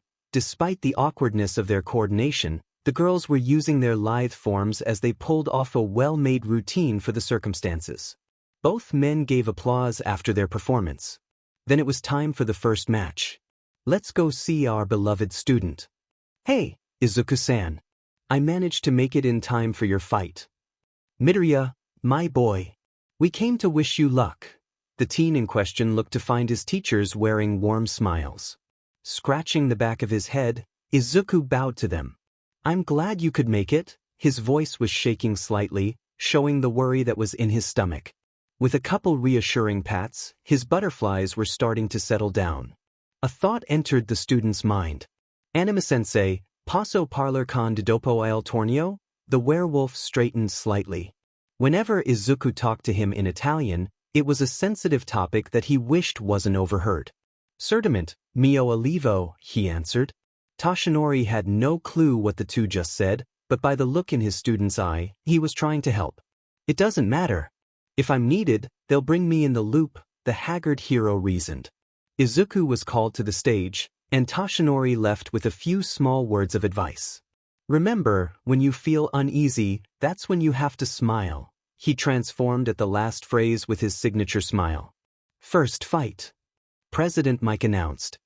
With some of the top grades in the hero department, Izuku Midoriya, the crowd cheered on as the bushy-haired teen walked onto the stage. Against, "Sorry, but we don't have much to go off." From the general department, Shinsu Hitoshi. Both contestants were rather mad that the general department student had such a lackluster introduction. The rules were laid out, and Hitoshi tried to lay his trap. "Seriously, I give up? This tournament is a test to see our determination. If I had a strong desire for my future, then fears don't matter. Still, that monkey keeps talking about dignity. Don't you think he's the biggest idiot you've ever seen?" The bell had rung then, and Izuku simply shook his head. Hitoshi cursed as the martial artist closed in. The brainwashing quirk user was pinned to the ground in mere moments. "What's this?" Midoriya had pinned his opponent in seconds. "What kind of fighting is that?" Eraserhead decided to explain to his annoying companion and the crowd.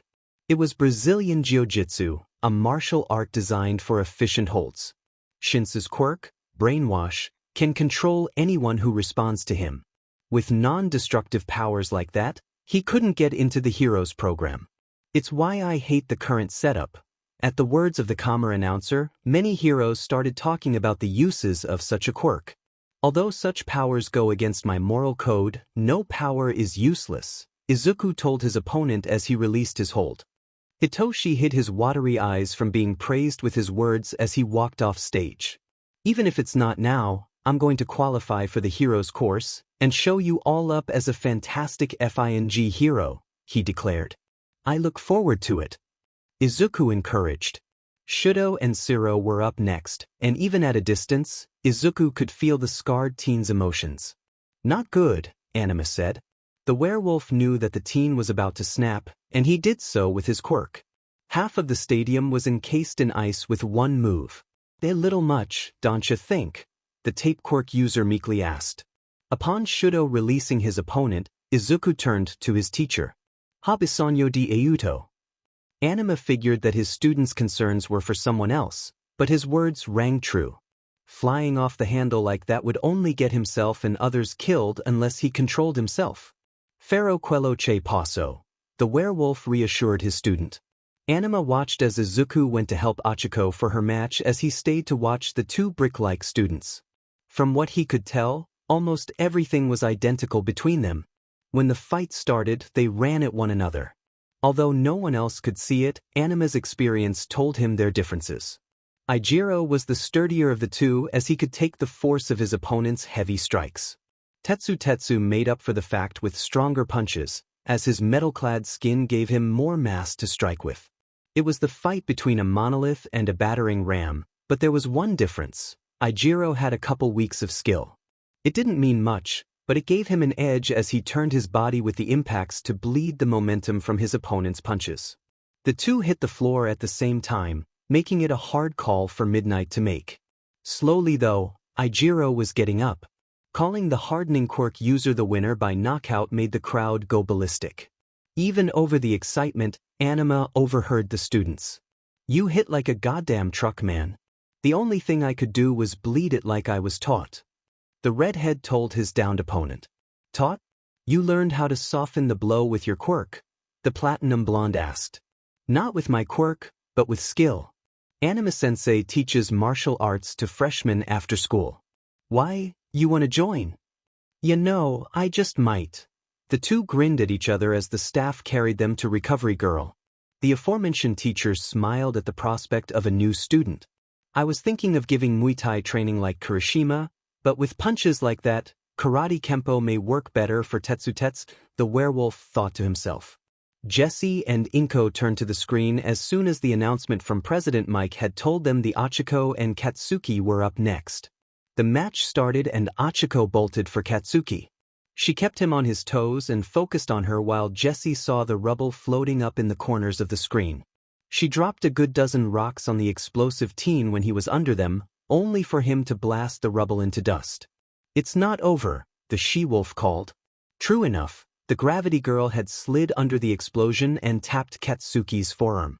The explosive teen almost blasted himself off stage, but amazingly he corrected himself. Blasting around with small explosions, the teen managed to get close enough to grab his opponent. I'm impressed, Jesse admitted. Adjusting to 0G in a split second is hard, especially if you haven't dealt with the sensation. He's doing it by instinct as well. In the next move, Katsuki kicked Achiko in the side, and she went down. By the complexion of her skin, it seemed more from overusing her quirk than anything, but the gut blow didn't help. I do hope she's okay, Inko muttered. Jessie put her hand on her friend's shoulder. It wasn't the injuries that she was worried about, but the girl's self-esteem. Izuku put his best foot forward as he got prepared for his next match. As much as he wanted to help Achiko, he needed to focus. He turned a corner to find that Endeavor was walking down the same hall. I must applaud you for your strength and skill, but Shudo has a duty to surpass All Might. You'll prove to be an excellent testbed. Your fancy martial arts won't help against him, but give him a good fight. Upon hearing his condescending words, Izuku remembered what Shudo told him his father did and lost his composure. Martial arts were made to defeat stronger opponents, so it will help. As for comparing me to All Might, I'm not him and Todoroki isn't you. This was the first time his anger had seeped into his chi before, but the undercurrent of wrath was palatable to the number 2 hero as his aura filled the hall. Endeavor paused for a second, surprised at the feeling a mere child gave but decided to keep walking. As the two left each other, the hero came across the werewolf in a wool suit. My disciple is a serious hero fan. The hell did you do to make him hate you? Anima already had a clue by the small bits he collected, and he didn't care much for the government worker. I don't know, but you must not have done a good job teaching him if he has that attitude. Endeavor tried for a low blow, but it didn't work. That's honestly the first time I've seen him angry at anyone, and he's had plenty of reasons to be. I'm proud of him though. It was evident in his voice and on his face that the anima wasn't lying, and that set the flame hero off even more. Proud of what? That he talks back to his elders? That he stands true to his beliefs? Endeavor was taken aback at the man's flippancy. Even when he's outmatched, I've never seen him back down when those ideals are on the line. Say what you will, but at least we trust each other. Anima walked away as he hid his smirk from the hero. Izuku's right, if that is the upbringing he had, he really needs that help.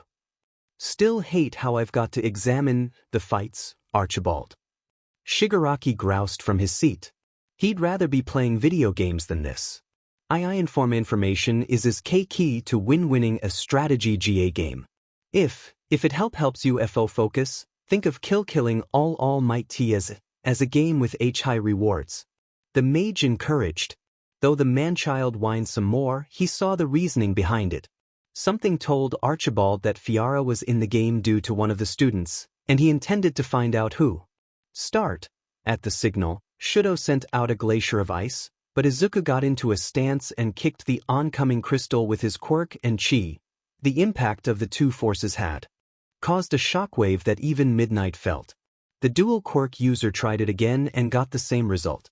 Izuku closed in fast, but an iceberg forced him to sidestep. He felt the drop in temperature and had to utilize his chi to bring his core body up to higher levels to compensate. That's it. The martial artist figured it out. When he saw his opponent shivering, he confirmed his theory. Thanks for holding out this long, the fuckers said.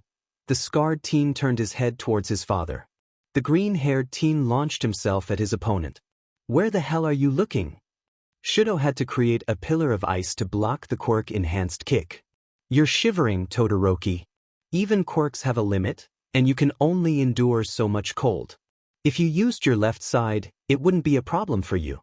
Everyone's giving it their all to be the top, and you say that you'd win with only half your strength? You haven't even dealt me an injury.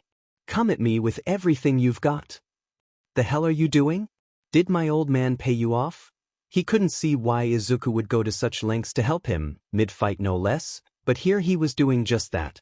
He dodged another kick and sent ice at his opponent. "Hell no, even from one meeting, I can see why you despise him. I'm not just gonna sit back and watch you go for the top while you half-butt it to disavow someone else. It's a goddamn joke." Shudo took a set of kicks to his side and stumbled back. "I'm not using my old man's dash," he was cut off. "It's your power, not his or anyone else's." The scream echoed for only a moment, then the scorching heat came. "Even if you wanna win, going out of your way to help your enemy, who's the joke now?" Shudo berated his opponent, but the childlike smile wouldn't stay off his face. "Ah, that's my crazy student." Anima found himself laughing once more at Izuku's actions, but it was evident that he was insurmountably proud of his pupil. Toshinori wasn't with him, but he found a group of small-time heroes. "That Todoroki kid?" a woman with compound eyes asked. "Nah, Izuku is my disciple." His answer had another hero in a ninja outfit question him. He provoked his enemy into going all out. "How are you proud of that?" The shock wave from the rapidly expanding air washed over them as Anima's eyes widened. "His opponent has some problems, I don't know what they are, but they caused him to promise to only use one of his quirks. Izuku's decided to help him out of that, even in the middle of the fight. Even the true heroes like All Might sometimes forget that your enemy is a person, just like them. He's still looking to win, but he's put Todoroki's well-being over winning." The heroes around him were shocked.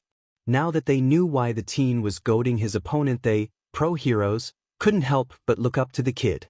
Izuku was rocketing around the arena while trying to land a clean hit on the dual quirk user. The initial blast almost knocked him out of the ring with pure wind force alone.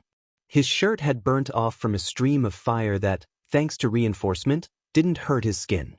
He managed to get close a few times, but with the wind-up from a kick taking too long, he only got grazing hits. Shudo froze one of Izuku's leg up to mid-calf. Finally, Izuku swore in his mind at the scarred teen's tone. He shattered the ice, but with more being made, his escape routes were limited towards his opponent, or out of the ring. He decided for an all-or-nothing gambit and took a low stance. With the surrounding environment covered in ice, Shudo recreated the initial blast his flames caused. The red lines of one for all tinted gold at his right arm as he collected his chi there. Chi responds to your will. If you can't think of yourself beating your opponent, then it won't be as strong. Even if you can't see yourself beating your opponent, think of who could. The words of his first teacher ran through his head as he took a stance that wasn't his. His legs were less bent but his feet were farther apart. Instead of keeping his hands open, he clenched them in a fist. This wasn't Izuku's standard form, it was Animus. The golden glow in his arm flowed down his arm until it found itself at the apex of the punch, just as the shockwave crashed into said punch. The explosion was massive as unstoppable force met an immovable object. Dust flew in the air as the judges were left speechless. When it cleared, the winner was still undecided. Izuku had passed out from chi overuse, but Shudo had skid out of bounds. What was that? Midoriya is unconscious, but Todoroki's been thrown out of bounds. The hell are your students made of, Aizawa? President Mike shouted. Just flesh and blood. The erasing hero smirked to himself at the same line that he had been the target of.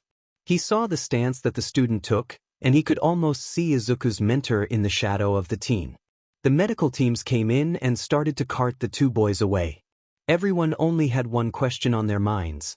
If it was a real fight, who would have won? Izuku woke to the sight of his mentors at his side. He felt a mattress under him, so he figured that he was in the infirmary. What happened? The teen slowly got into a sitting position. You passed out from overusing your chi with that stunt you pulled, Anima stated softly. Izuku's heart dropped at the werewolf's words. His mind came to a simple conclusion of I lost. Tashinori patted his inheritor's shoulders. Young Todoroki was pushed out of bounds by the shockwave, so the judges are still debating who really won. The haggard man calmed his student. It worked to an extent, but that only left the anxiety of not knowing that, to one like him, was still agonizing.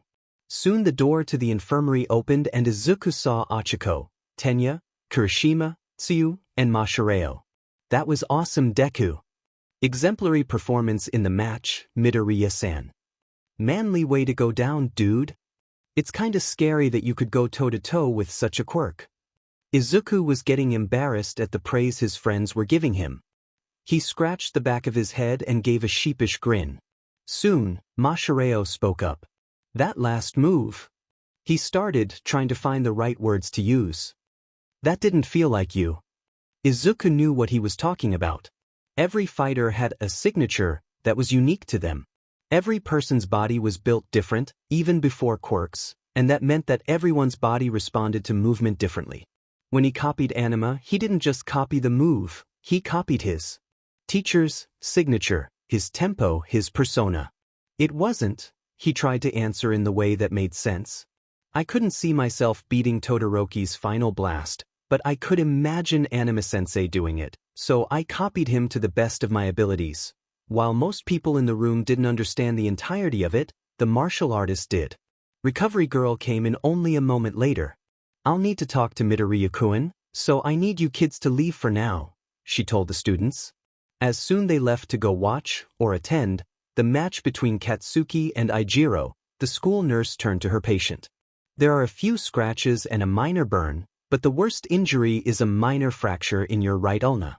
I can treat the fracture, but if I go any further, I'll drain too much of your stamina for you to keep going.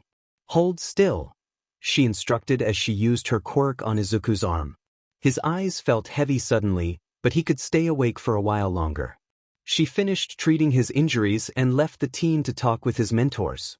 I think you should stop right now. Izuku turned to Anima, surprised at his words. I can keep going though. He reasoned, but the werewolf cut him off. It's not a matter of being able to, but that it's dangerous to. Look. He took a seat to be at eye level with his disciple. When I said, you passed out from overusing your chi, that's not a good thing. It's your life force, and to use it any further will cause you physical harm. I mean, even I can tell you're having trouble focusing.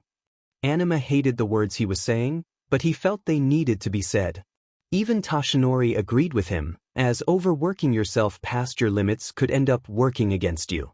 Izuku stopped to think as he tried to come up with a solution to the two problems he was presented with, the inability to use his chi, and the fact he couldn't think straight.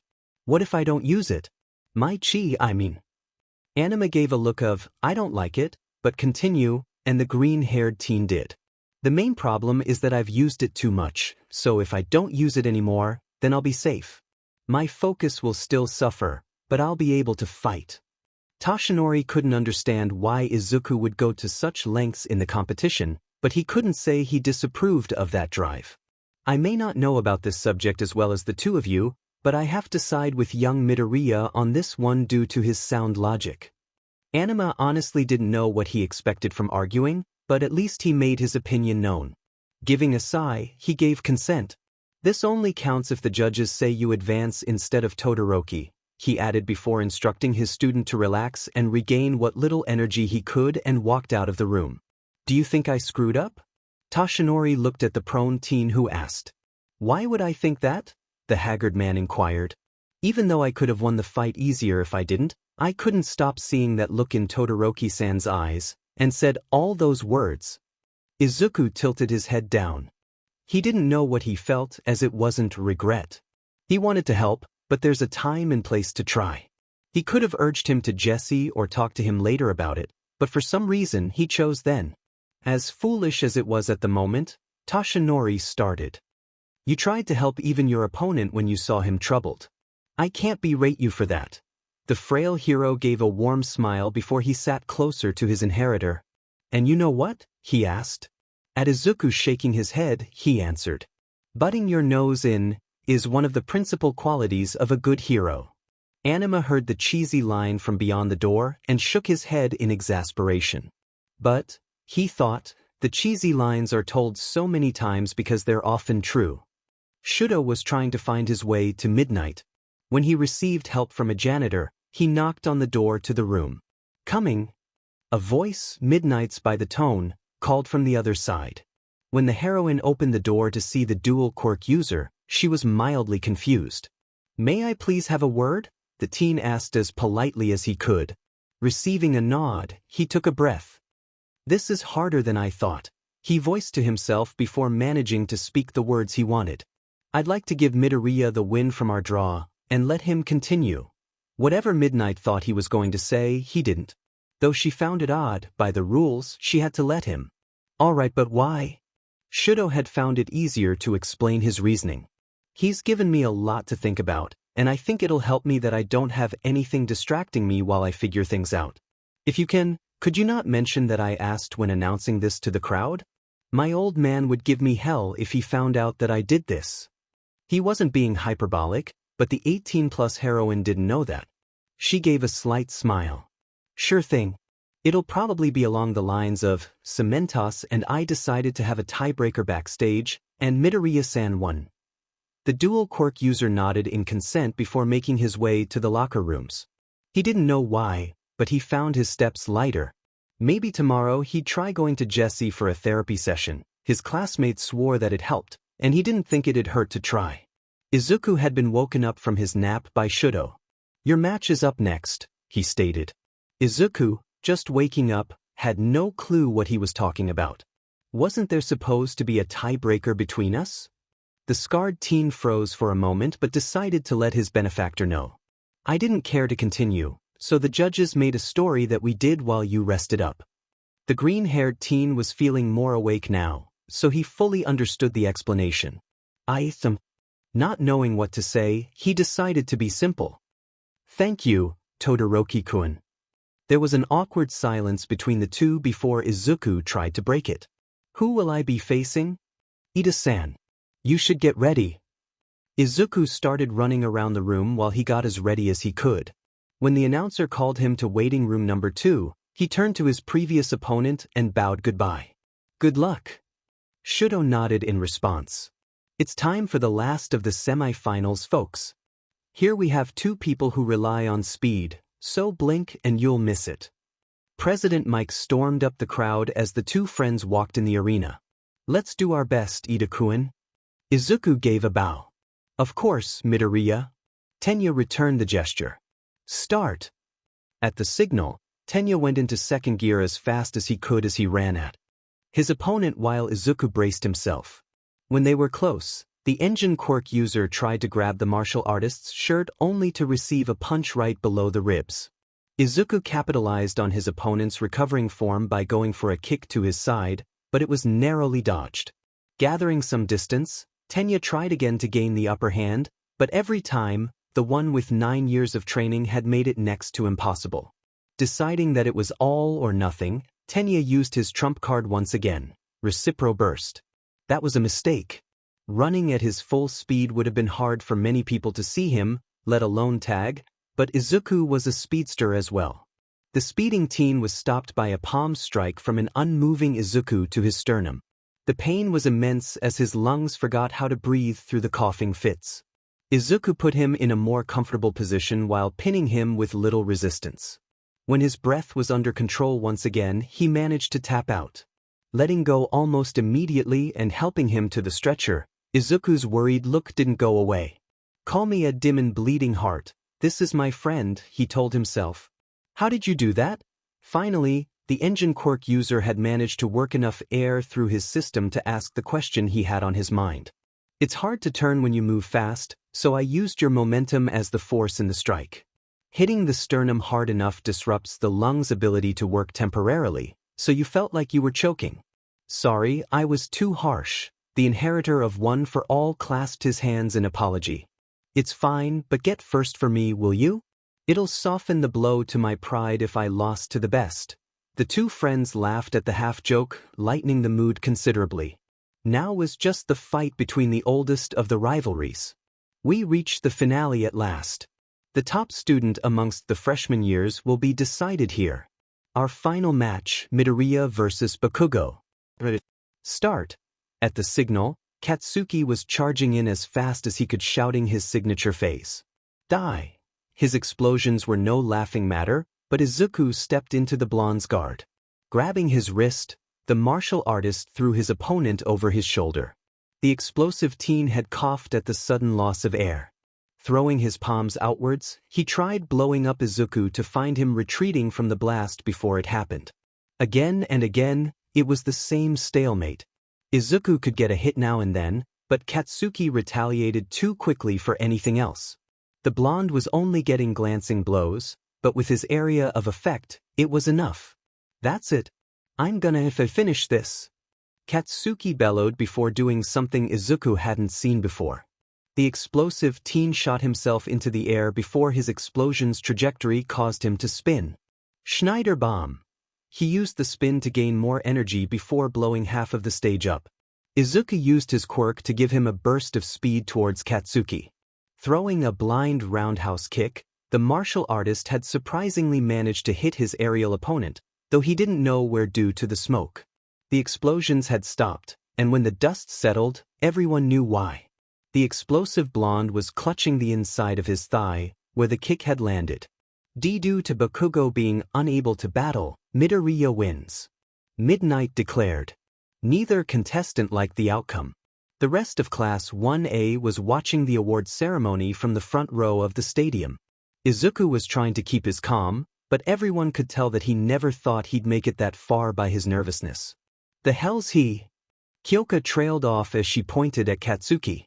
He's been like that since he recovered, Ijiro told her. The teen in question was restrained to a pillar of cement by multiple chains, up to and including a muzzle, as he thrashed around enough the audience could hear the metal rattling. Third place could have gone to Ida as well, but he had to leave due to family circumstances. Please understand. Midnight informed the crowd.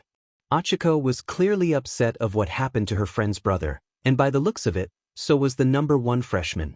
It is I, came a booming voice that everyone knew. And I am here with Metal Dash. Our hero All Might. Midnight accidentally spoke over him. After a small pause, the number 1 hero continued. Congratulations, Tokoyami my boy. You certainly are a tough customer. All Might then spoke a few words to the third-place winner that no one could hear. Turning to Katsuki, he reached for the muzzle until Izuku shook his head.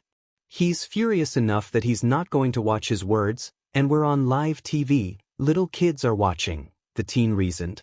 Fair point. The symbol of peace admitted. Well, seeing as you loathe second place, take this and bear it as a wound, so that you can strive to be better.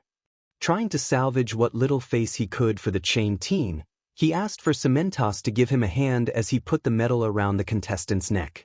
Leaving Katsuki to his flailing, All Might turned to Izuku. Young Midoriya, congratulations for getting first in this tournament. Take this and continue to grow to new heights. The first-place winner bowed his head to accept the gold medal, but his face was troubled. I will, but I can't help that I feel I won by a lucky shot. Izuku admitted. The teen's idol gave him a pat on the shoulder and told him his thoughts. A lucky hit it may have been, but sometimes, that's just what happens. If you still feel troubled, get to the point. Luck plays no role in your fights. The green-haired teen nodded in thanks before All Might turned around. And there you have it. This year, it's these 3, but take heed folks, there was a possibility everyone in this arena to stand here. The seeds of heroes will surely sprout from the seeds planted on this day. And to add to that sentiment, I'll add one more thing. Everybody with me now, great work. At the end of the speech, there were many broken plus ultras from the crowd at the hero's bad final words, which elicited a fair amount of disapproval. Up on the podium, Izuku knew that before the end of the day, Katsuki would give him hell for winning on chance. It was an impressive tirade. Anima was ruefully shaking his head at his disciples' understatement as they walked to the teen's house. The rant in question was 15 minutes long and, from what he overheard with his enhanced hearing, was given the 10th place for the most colorful language Anima had borne witness. Nothing compared to Oliver's hour-long oration about the Fae being acid-dropping toddlers, but it was definitely a solid 10. You have the patience of a saint. I'd have decked him by now if I was in your shoes, consequences be damned, the hero admitted. It was Izuku's turn to shake his head. Heroes don't pick fights, he chided. You're not a hero all the time. People will pick fights, and I'm a person. The teen was laughing at his teacher's bad advice for a good minute, forcing them to stop. Gathering his composure, his face steeled as he decided to bring his worries to his mentor. Anima saw the change and acted accordingly. Those eyes were for a hero, not a kid, and he treated his student like one when he saw them.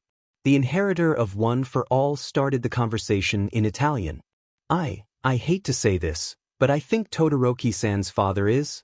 Izuku tried to find the words before he continued. I think he's in an abusive household. Even without projecting his aura, his rage was palatable to the point everyone stepped around the werewolf. In his first language, the two could talk in private while crowded with little worry of being overheard.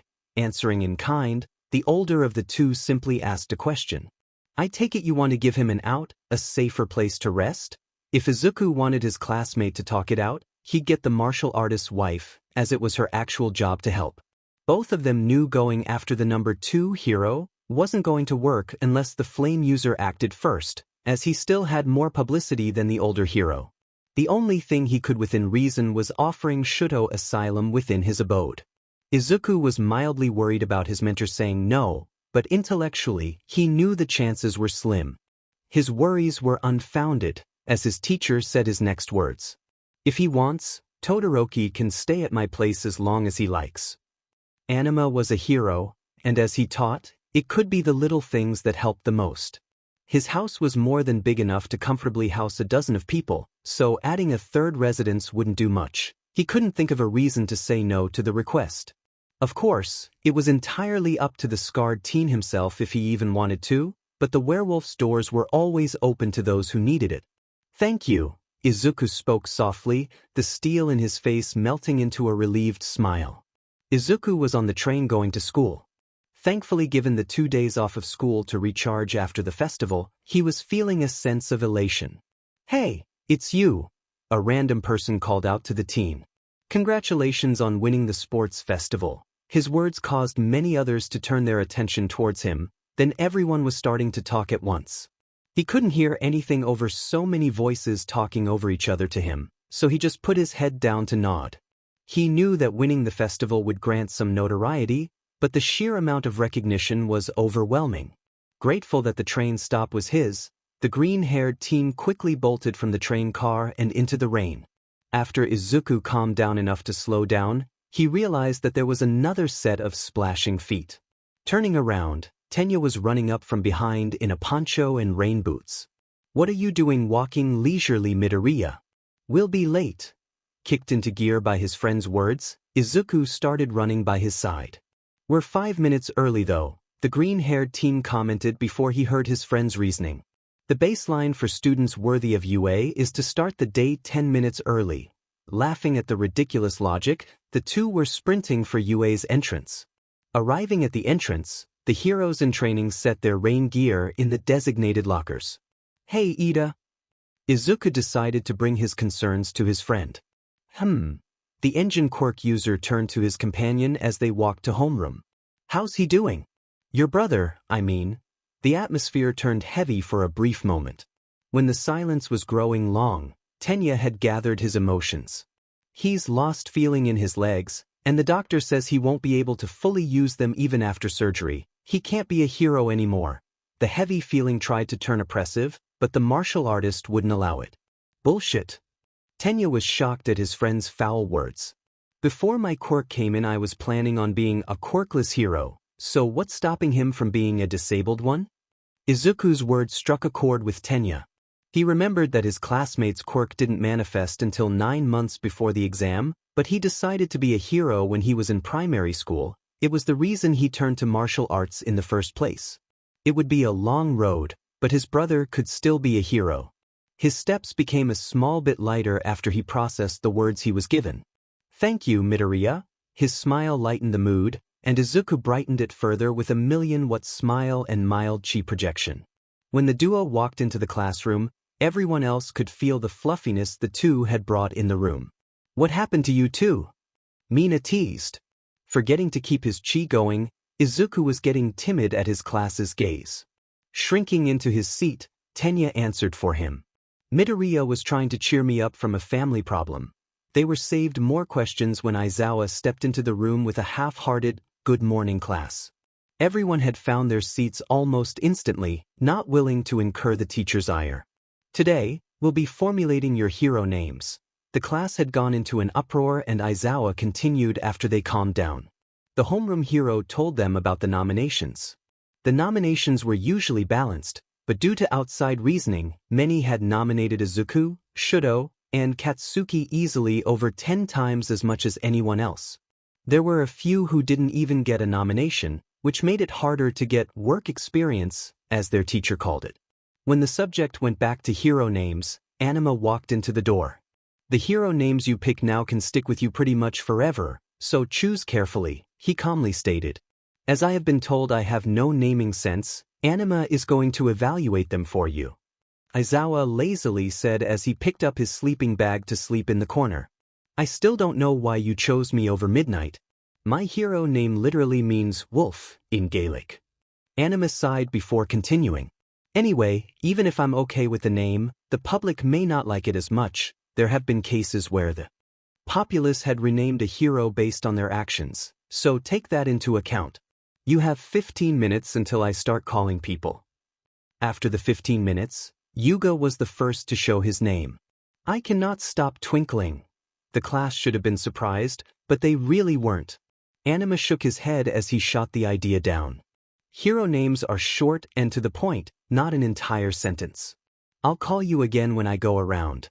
Next up was Mina, but her first idea didn't work either. "Alien Queen" is copyrighted, so it won't fly. She returned to her seat in a sour mood, but the teacher's next words picked her up. "If it's really hard to come up with a name, look at different languages or mythology. You'd be surprised how many heroes find inspiration there." Many students brought out their phones. Tsuyu just presented at her seat. "I've known since primary school," she informed as she showed the name, Froppy. She was given the okay by the teacher, so it went to the next person. "Here's mine. Red Riot." Kirishima proudly shouted. "I take it that's an homage to Crimson Riot?" The werewolf smiled when his student nodded. "It's kinda retro, but he's what I'm aiming for when I think of a hero." Anima gave a small chuckle at the hardening teen. "Retro's fine," he assured. "My costume is designed after the Italian Carabinieri uniform, and they were formed in. I will warn you though, with a name like that, people will compare you to him." Kirishima grinned at the challenge.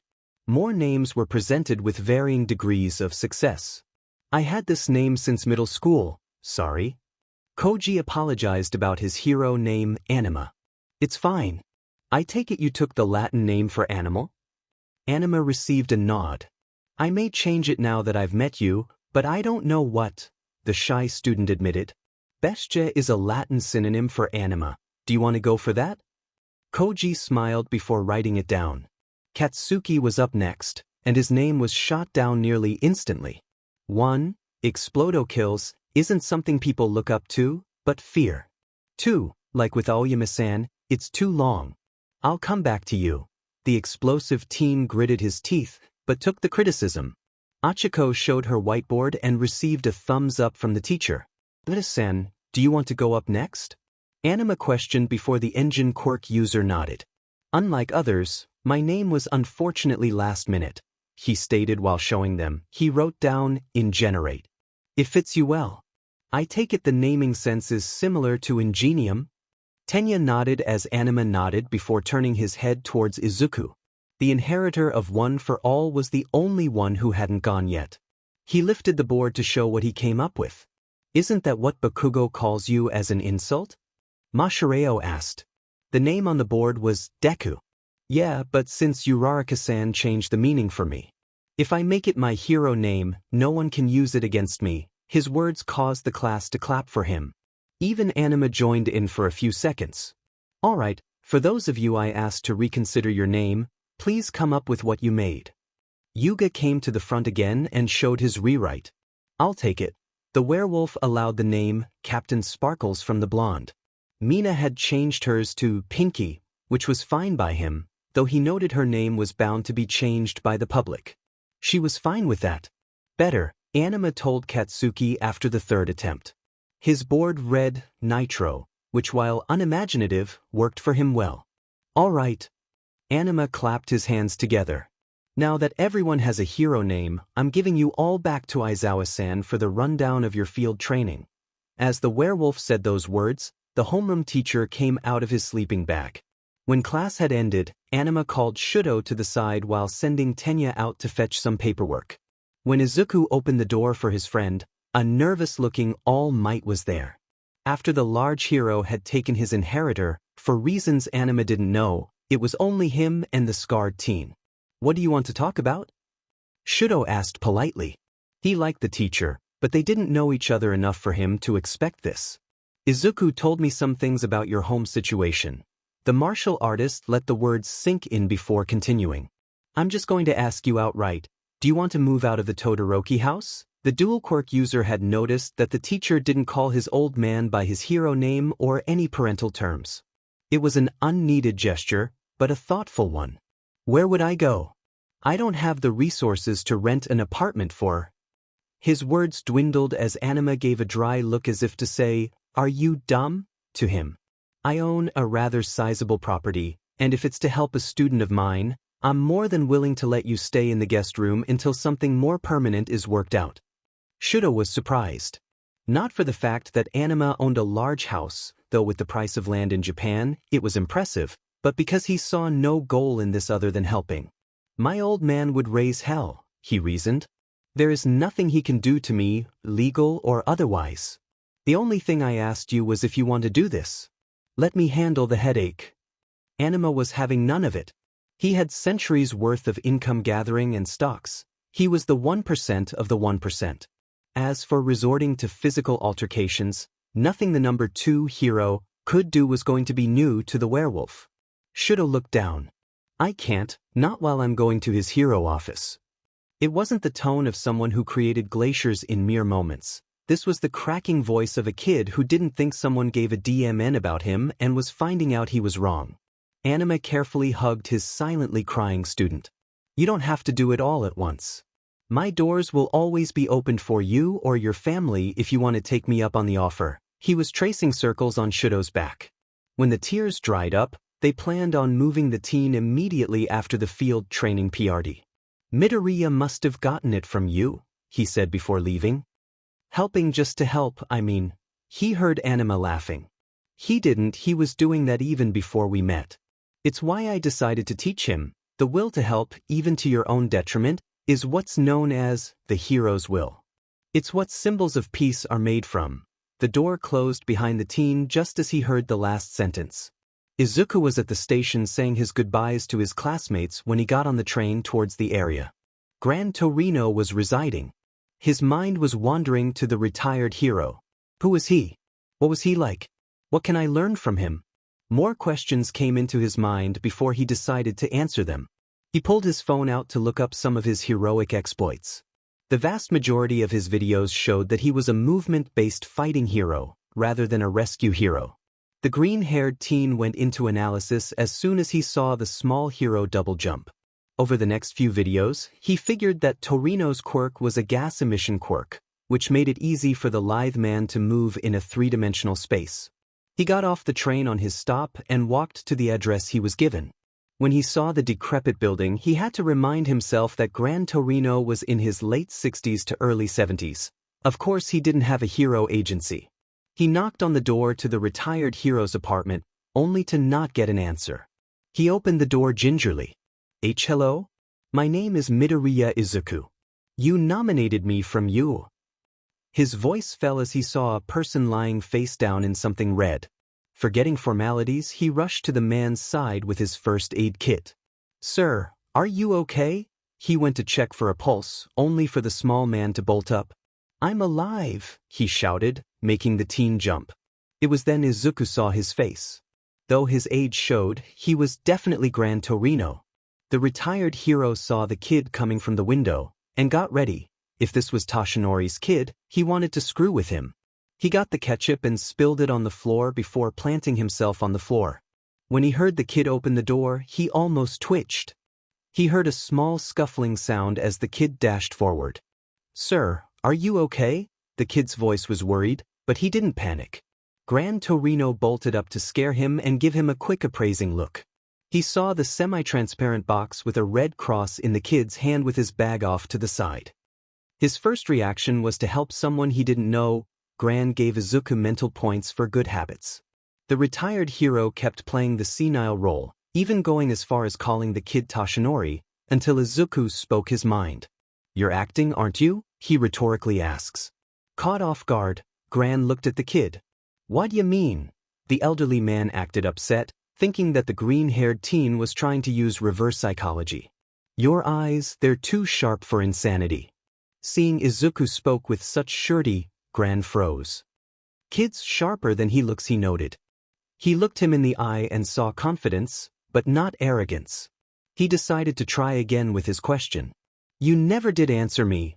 Who are you?" He saw the thought click and heard the answer. "Oh, I'm Deku, a martial artist who wants to be a hero."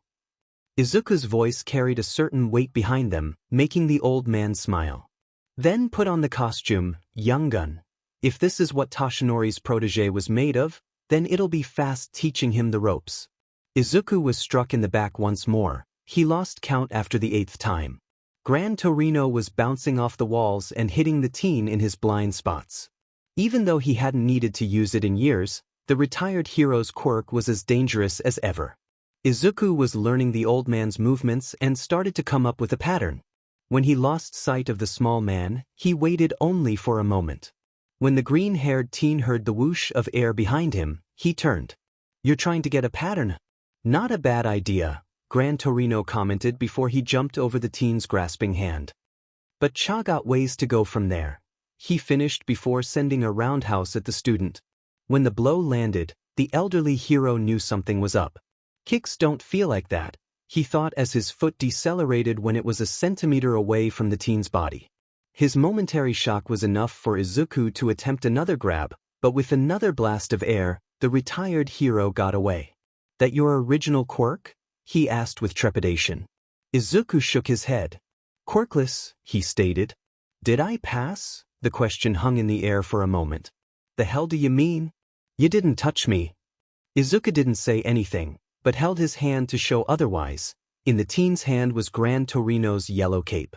There was a PRGNT pause as the retired hero checked his collar that the mantle was attached to prior. "Huh, well ain't that a thing?" he deadpanned before taking a seat. He gave a hard glare before he asked what was on the old man's mind. "All right, where the hell do you learn how to fight like that?" When Izuku started talking about it, Gran Torino had only one thought. Leave it to Toshi to pick a kid that already has a mentor. The next day, Gran and Izuku spent the morning in a discussion about quirk usage. "From the videos I've seen, your jet quirk only had a limited amount of move, so I'm trying to find the factor that accounts for that. It probably involves dash." The teen was starting to mutter until the retired hero brought him out. "Lung capacity," he started. "Jet takes the air from my lungs, so it's been a while since I could use the blasts I used to as a young man." Izuku took this information and brought his hero notebook number 14 to record it. When Gran looked over the teen's shoulder to look, he was shocked if not irritated. "Oh, sorry if you can't read it," Izuku apologized. "Chinese characters can hold a little more meaning than Japanese ones, so I write my hero and school notes in Chinese instead." "Are there any other ones you know that I don't?" "I learned Chinese, English, Italian, and a little Spanish. Anima-sensei taught me Chinese calligraphy as a way for me to learn control, and I asked to learn more languages after a while." Izuku gave a shy smile as he scratched the back of his head. Gran was impressed with the kid's effort. Learning any language was hard, but the green-haired teen could switch between 4 in his mind. The old hero walked up to the sink to put the plate away before turning his head towards his nomination. "We're going on patrol today," And it'll be in Shibuya. There's more trouble there for you to get the gist of a hero's patrol work. Izuku nodded earnestly. It was time to be a hero. Deku figured out that it was supposed to be a nighttime patrol when he saw the arrival time. The cover of darkness would cover up a lot, even in a city as bright as the metropolitan area. His repaired costume had something that he lacked previously, thanks to Anima and All Might recommending it. It was a utility belt for miscellaneous things like cash, his phone, a thermal blanket, and the capture tape that any hero nowadays had for suppressing quirks. He appreciated them for looking out for their disciple. The teen was thankful the train had a charging port for his phone so he could research the area while not having to worry about his only communication device running out of battery, though he received some flack for being on his phone from Gran Torino. When Shibuya Station was called, he and Gran Torino got out of the train to find it raining. Well, criminals won't be as common, but we'll still patrol because we're here. Gran Torino looked at the rain in scorn before preparing to get drenched. They took the back alleys, the patrol route, to make it more likely to come across a villain. They only came across a young girl in a short dress. Her face looked to be in her late 20s, but Deku could tell that she was younger than that by the amount of makeup that came off her face.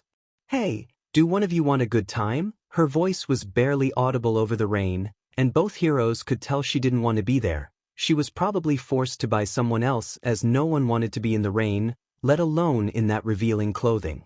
Deku walked over to her and pulled some money from his belt.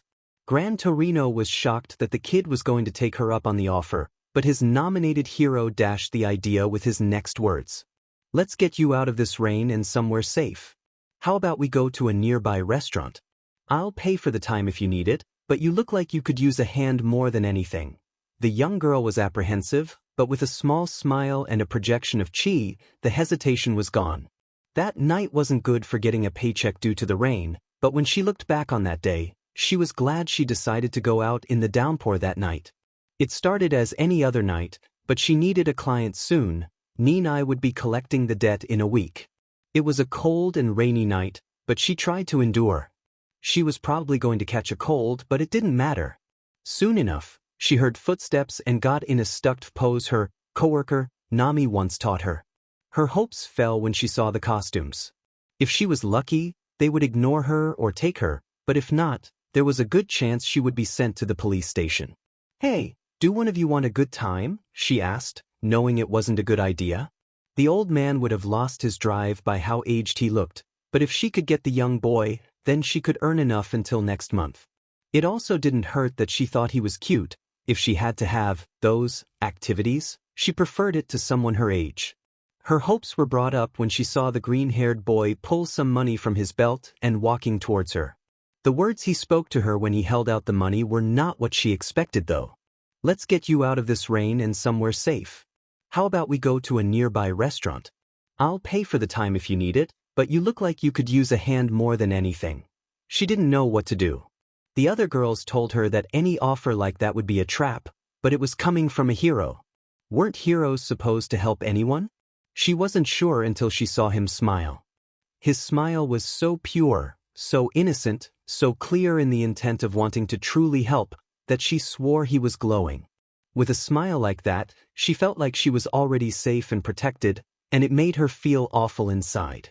Here she was, an illegal prostitute trying to earn a few bills from a hero, while he only wanted to help. It made her aware of how dirty she was. She thought the rain would hide her tears, but they apparently didn't as the green-clad hero came to give her a hug. She tensed for a moment, but when he made no move other than comforting her by rubbing her upper back, she held on tight and cried. Every emotion, every feeling that she pushed down to not feel the pain came out. Her choking sobs rang in the alley as the green hero only held tighter. He felt like her older brother when he was well, when he wasn't struck by lymphoma and in the hospital with racking coughs and burning temperatures. It was nothing like the cold hands of the lone shark or Ninai. When she had nothing left to cry, she felt the hero start to gently put her down, but she only gripped him. Could you just hold me a little longer? She pleaded with a sore voice. Of course. Just let me know when you want to go inside, he calmly told her. When she finally let go, the green hero asked the old hero he was with, Gran Torino he called him, for his cape, which the two then covered her shoulders with as they walked to the restaurant. Only she thought in her head. I met a real hero and he saved me. When Deku got the small group a booth in the corner of the diner, he ignored the scornful glances he was given for helping who was technically a criminal. He first ordered tea and a shake for the young woman, who he figured was in his age range, before asking for some tea himself. Why were you out in the rain? He decided to start with a heavy question. Do you really not know? I'm one of those girls. You know what I'm talking about. She sounded remorseful in her response. The green-clad hero shook his head. I didn't ask what you were doing, I'm asking why. You don't seem like you wanted to be there, so why were you? He hated asking, but he wanted to know how he could help, or even if he could. When he saw her shoulders shaking, he hurriedly corrected himself. Why you don't have to tell me if you find it too hard. He picked up a napkin to hand to her as she wiped her tears. No, it's just that it's been so long since someone cared, she told him. The young girl explained everything, the fact she lived alone with her brother until he got sick, that she got targeted by a loan shark, and that after she couldn't pay with part-time jobs he practically sold her to a PMP. I wanna run, but if I do, then Onion would dash. Her thoughts were cut off as Deku knocked his chair over to hug her again. It must have been hard. He managed to get out as he silently cried for the girl he met not 12 minutes ago. When he managed to get his emotions under control again, he sat down and let a wry chuckle escape. I'm sorry. I'm crying for someone when we haven't even introduced ourselves. I'm Deku, a student at UA trying to be a hero. He gave a small smile as he projected his chi again to calm her. Hadina. I'm a 9th grader at Shoto Middle, she answered shyly. Deku found her situation even worse after the fact she was younger than him. He resolved himself to help in any way he could. After some light conversation and food arriving to help her feel better, the two heroes and the rescued victim walked to the battered woman's shelter closest to them and had the police come to take statements. When they brought a specialist, they gathered enough evidence to go arrest the ringleader. When Deku was getting ready to leave, he came up to Hadina with a small piece of paper. The group doesn't advertise much in Japan, but the doctors in the group take difficult medical cases for cheap. Give them a call. They even have a couple people who know Japanese as well, so language isn't a problem. The slip of paper had a number, a website, and the organization's name, Kane Remedium. It was started by the Oliver Kane, a deceased member of the Outliers by the hero name Arcane, a sorcerer and a surgeon that specialized in treating injured and ill people with bizarre quirks. Hadina looked at the slip of paper thoroughly so she could remember even if she lost it before putting it in the most secure place she had. She then ran into his chest in another hug. Thank you, she whispered softly. Deku petted her head softly. It's what a hero would have done. It's why I've been trying hard to be one. She looked up to the green-clad hero. But you already are. You're my hero. Her words made the older teen smile as she let go and ran off to get something. Gran Torino came up soon after Hadina left. I gotta admit, Deku, you're more than talk. Even many pro heroes would have just let her fall through the cracks, myself included. The elderly hero was being completely honest. He had no shame admitting it, but he became a hero for personal reasons and nothing else. Looking at the kid help a complete stranger like it was the most natural thing in the world was a sight to see. Toshinori wore his fake smile like a shield to act as a shield, but Deku used his as a blanket of comfort. It was similar, but the 9th user of One for All wore the smile naturally. The kid wore his heart on his sleeve, and held no shame in that fact. I'm not that great. She just looked like she needed a hand, so I gave her mine. I've got two after all. The duo chuckled at the bad joke. When Hadina came back, she was holding a clipboard and pen. She held them out to the green hero. Could I get an autograph from you? I know you aren't a hero yet, but... She trailed off shyly, making Deku smile once more. Only if you promise to be there when I graduate, he said jokingly before he wrote his name to her. Her smile made Deku's look dim by comparison in the hero's mind. He knew he did good. Tomura was having a sheet day. He tried to put the pieces together about how he started from recruiting stain to having a big butt knife in his shoulder courtesy of the aforementioned villain. He was going on about some bullshit of needing a creed in mind to do anything. He eventually had enough and disintegrated the blade in his shoulder.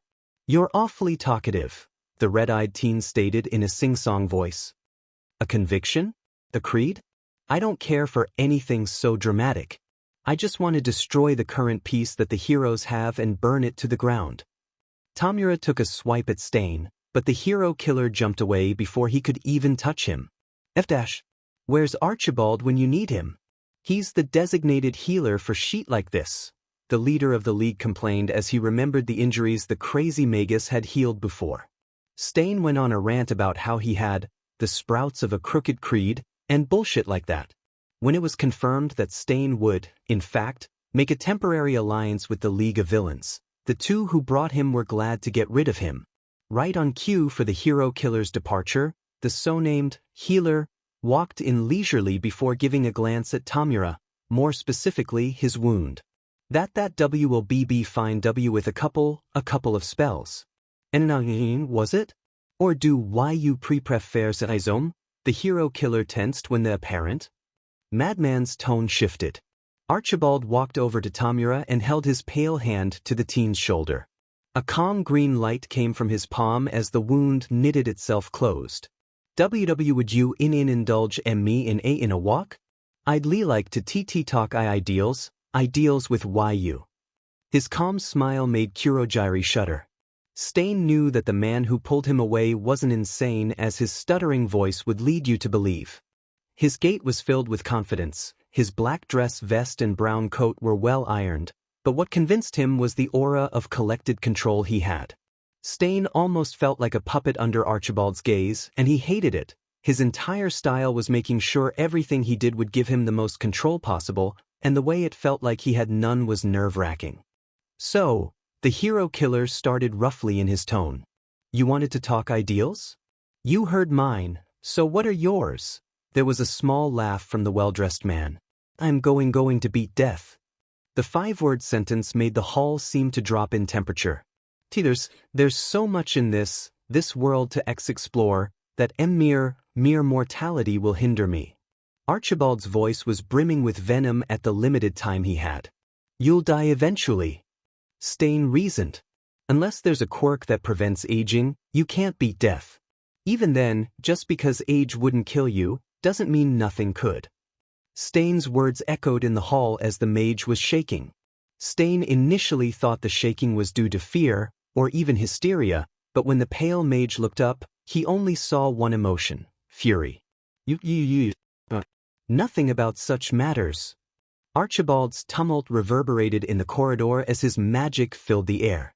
The mystic energies made Stain feel like he was choking in boiling water as the room creaked under the pressure. "I have been researching immortality for 190 years. In Britain, right now, there is a man who has been around during the late 16th century.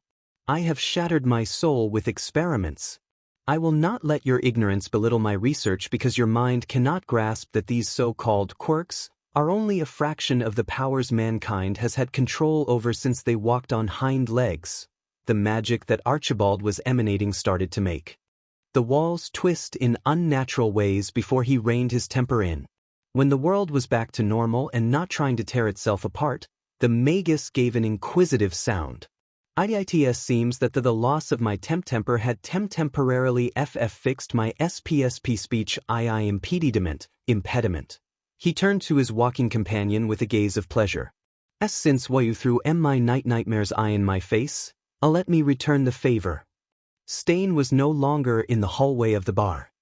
He was in the street, with All Might hovering over him with raised fists. "I want to fall by you, so go ahead." The hero killer smiled serenely, but the #1 hero stopped and turned to see a man in a business suit with a suitcase of money. With words that Stain couldn't hear, he saw the thing he never wanted to see.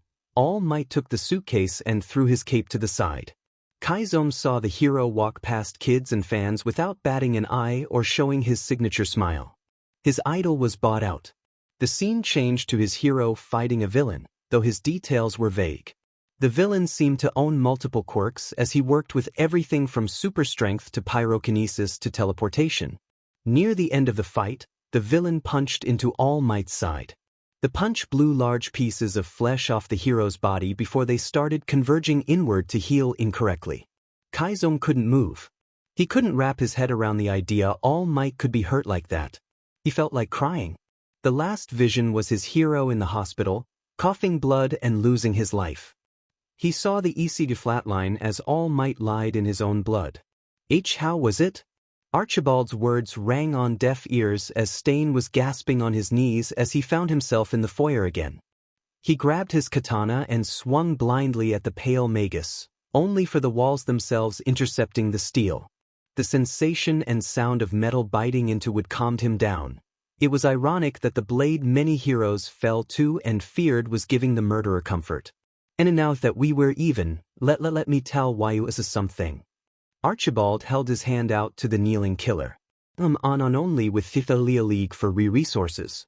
There are means to an end, alike that they are F for you. If you make a DD deal with me, I'd help you when the League's contract CT ends. When the hero killer saw the advantage, he thought the favor he was being asked was simple, and he reached for the madman's hand. Fiara was patrolling in Aomori for his mandatory hero work for his license when his phone alerted him.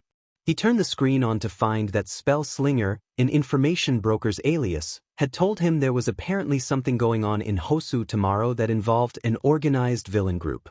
If he skipped patrol, then the work he and Nedzu put in together would go to waste, so he sent the info along.